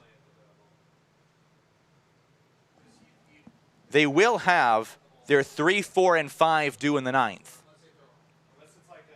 What they would like is to get out of this in a tie game. They're going to trust Noah Soper to calm down and not let the Greeley Grays get anything across, as Davin Conway walks his way back to the dugout. The middle infielders will move over into double play depth, as the infield now will play in, trying to take away any play on the plate on the infield. Infield is in. Soper, the first pitch to the 8-hole hitter Parker Ross, and that is strike 1. After the mound meeting from Davin Conway, something was said to him, and so he finds a strike, trying to quickly work to the 8-hitter Ross. Here's the 0-1. Swing and a miss. There is strike 2. Noah Soper trying to get his first strikeout, his first out of the inning, which would be the first step into leaving men on. Soper with the 0-2 home. Swing in a high pitch that is popped foul on the right side, goes out of play. We stay at 0-2.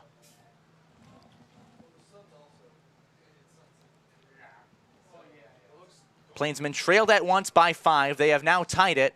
The Grays will look to retake the lead here in the 9th. The 0-2 pitch. Swing and a miss outside. He got him. There is out number 1. Noah Soper, the all-important strikeout. So now there's 1 man out. The corners will stay in. The middle infielders will move to double play depth to face the lefty Levi Randall, who pinch hit in the 7th inning. He struck out looking to leave men at first and third. He came in replacement of KJ Hartline. The first pitch, and he fouls it off the plate. It's 0-1.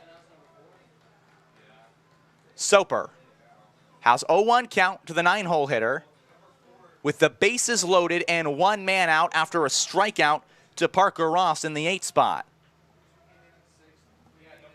As Soper sets and will throw the 0-1 home, he has him 0-2. Noah Soper drops a changeup. And so now 0-2 is your count with 1 man out and the bases loaded. Soper waits for the sign from Prince, who is catching. He will fire the 0-2 home. It is high. Count is 1-2. He just missed upstairs. With the bases loaded, one man out, he has a 1-2 count. The infield corners in, middle double play. Here's the 1-2, swing and a foul ball. So we stay right where we are. At third is Carson Fagan. He walked. At second is Crew Walker. He was hit by a pitch. At first is Alex Martinez. He walked. Soper came on to begin this inning in relief of Peyton Ramsey, who went 1. Jared Jones hoping he can get out of it. Soper with the 1-2. Swinging a fly ball in the air, right center field, left now. Sugi running in on it. Sugi makes the catch, charging in. Runners hold Kenneth Sugi. 2 men out. Sugi ran all the way in, lost his hat on the run, but now it's 2 men out with the bases loaded. And a great job by Kenneth Sugi to keep charging on the baseball, make the catch, and then continue to run. That keeps the runners on. So they're still loaded with 2 outs for Kalen Bing. He has singled in 2 runs already in this ballgame. He's the leadoff man and a lefty. Soper has 2 outs. He will wait on a new sign. The infield plays back in its normal positionment.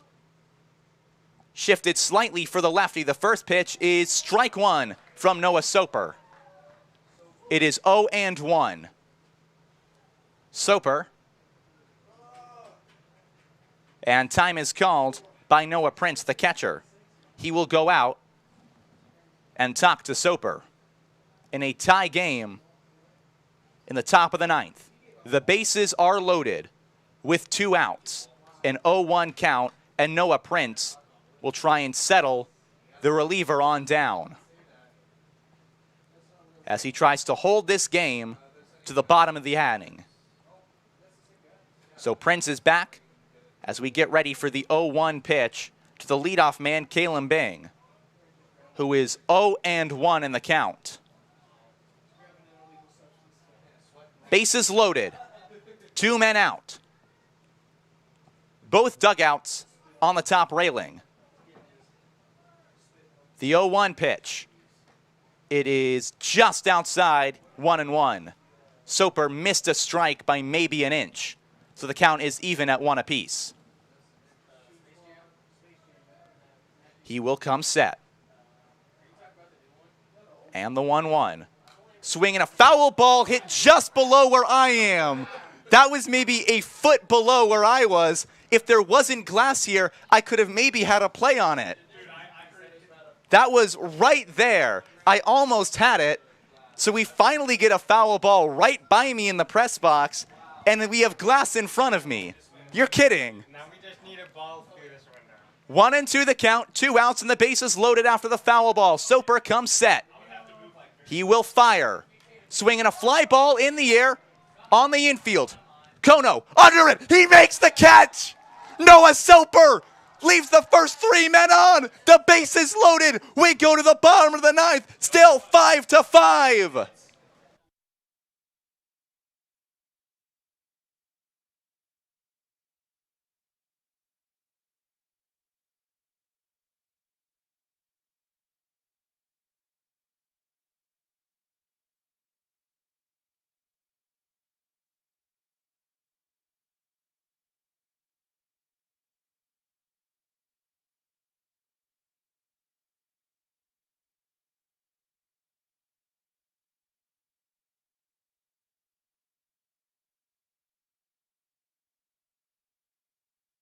North Platte Regional Airport.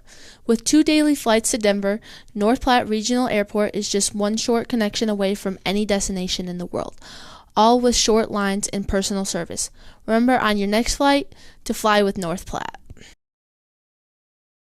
Pepsi. From providing beverages to Plainsmen home games to being in the local deli's drink cooler, Pepsi is proud to support the North Platte Plainsmen, and our thanks to them for keeping the drink coolers stocked and ready at Billwood Field. Get great seats, safer, simpler, and smarter with TicketSmarter. Choose great seats from over 125,000 live events, all backed with a TicketSmarter 100% ticket guarantee. Get your tickets smarter at TicketSmarter.com. Great Plains Foot and Ankle, providing quality health care since 1991. Great Plains Foot and Ankle is the perfect place to go for any foot pains. And with no referrals needed, it's as easy as ever to schedule an appointment with them today. Noah Soper has his Joe LaSorsa moment in the top half of the 9th inning. He walked the bases loaded with nobody out. Davin Conway talks to him. He settles down and leaves them stranded. It is 5-all as we head to the bottom of the 9th inning, and the Plainsmen will have 3, 4, and 5. Mitsuki Kono will lead off. He will be followed by Tucker Bond. Zach Knowlton will bat third. If anyone gets on, it's Ryan Kelly. Plainsmen scored 2 in the 7th to make it a 3-run game. They then scored 3 in the bottom of the 8th. That tied it at 5. Now, it's 3, 4, and 5. Plainsmen have clawed all the way back. The lights have come on the water tower beyond the right center field wall that says North Platte. And Mitsuki Kono will lead us off. He is still facing Bowman, the righty. Kono today, he led off the 8th with a walk. He scored on the fielder's choice. He has also singled to right. He has been put out twice. And now anyone in this ballgame that is wearing a white Plainsman uniform could play the hero. First pitch is high, ball 1. To Mitsuki Kono. The Plainsmen were walked off twice on the road as the next pitch is fouled back, so the count is 1-1. Their first game of the 5-game road stand, they were walked off by the Pioneers. The second game, they lost 16-4. The third, they were walked off in the 7th by the Pios. Kono takes the next pitch inside. It's 2-1, and he does a little dance at home to avoid. They tied it on a grand slam in the 7th on their last game on the road. They lost that one. Kono takes ball 3 high. The count is 3-1. On deck is Tucker Bond. Waiting behind him is Zach Knowlton. Plainsmen, the 3-1 pitch. Kono takes high, a leadoff walk. Mitsuki Kono starts the 9th the way he starts the 8th, and the winning run is down at first base. Kono has stolen 7 bases this season. He is now at first as one of the speediest men wearing the white and green. Tucker Bond, the first baseman. He flew out to right to end the first. He has reached on an error, grounded into a double play, and walked. He was then the victim of a bad fielder's choice pickoff move. The next pitch is high. It's 1-0. On deck is Knowlton. Tucker Bond will wait in the right-handed box. The 1-0 pitch inside nearly clips him. It is 2-0. As Bowman has struggled to find the strike zone. Bond, the righty, will wait on a 2-0. He's got Mitsuki Kono down at first. The next pitch, high and tight, it's 3-0. That one nearly clips Tucker Bond again. 3-0 the count, nobody out. Mitsuki Kono will lead off walk. Tucker Bond waiting at the dish. The next pitch home is inside, ball 4, 2 on, nobody out for Zach Knowlton. No pitcher change. Knowlton with 2 on and nobody out. A run that would win the Plainsmen the game is down in scoring position, and it's Mitsuki Kono.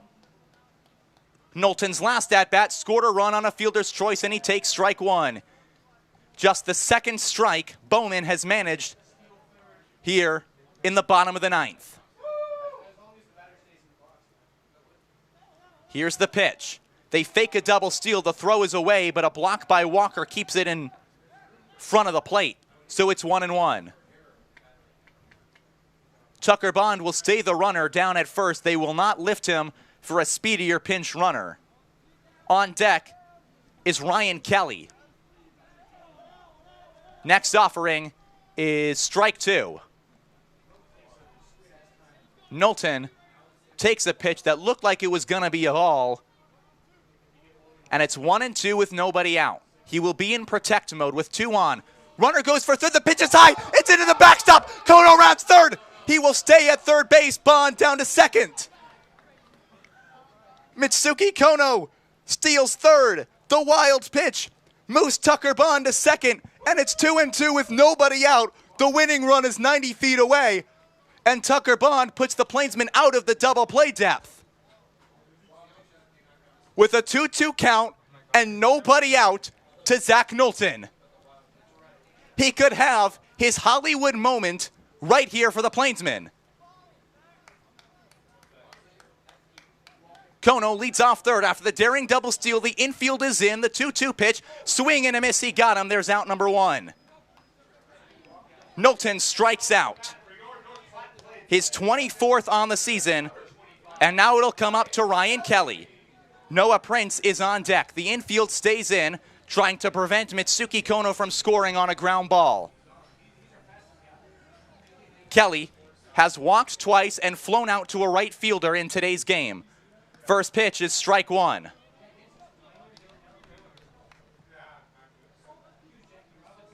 As Bowman, maybe feeling the energy coursing through his veins, has found the strike zone. The 0-1 pitch is a fly ball in the air to center field. It's going to be too shallow to score Mitsuki Kono. There is out number 2. The throw gets away from the pitcher. There's craziness on the base path. The catcher can't handle it. The throw home. He's safe. He's safe.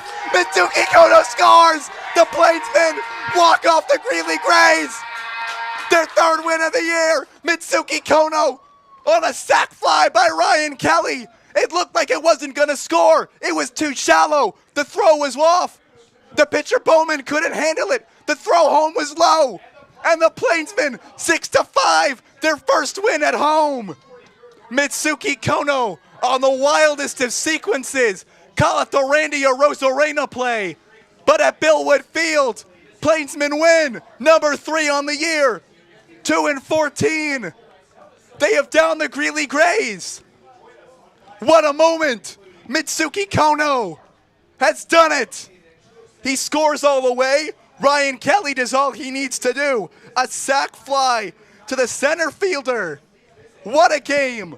They trailed by 5 entering the bottom of the 7th. They scored 2 runs then. They score 3 in the bottom of the 8th to tie it. Noah Soper then loads the bases with nobody out in the top of the inning. He leaves them stranded, and the North Platte Plainsmen score with 2 outs in the bottom of the 9th. The wildest event and sequence to walk off a game you could ever imagine. Kono scored on the sac fly. It was an errant throw by the center fielder that was low. It was bobbled by the pitcher who couldn't handle it. And Mitsuki Kono, the speediest man who led the inning off with a walk, sweet relief for the Plainsmen.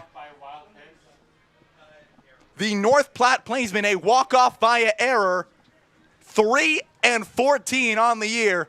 And after the heartbreak of the last game of their road trip, they win their first game of a 13-game homestand as they will get ready to face the Australian Select Colts in town.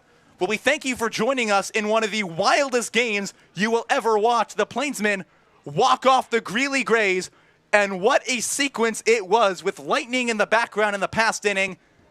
They score 6-5, your final score, North Platte. They win. We thank you for joining us here on the broadcast of the North Platte Plainsmen as they will go get a day off tomorrow before facing the Australian Colette Colts. This is Tobias Zabore saying thank you so much for watching. Have a good night. We'll see you on Thursday.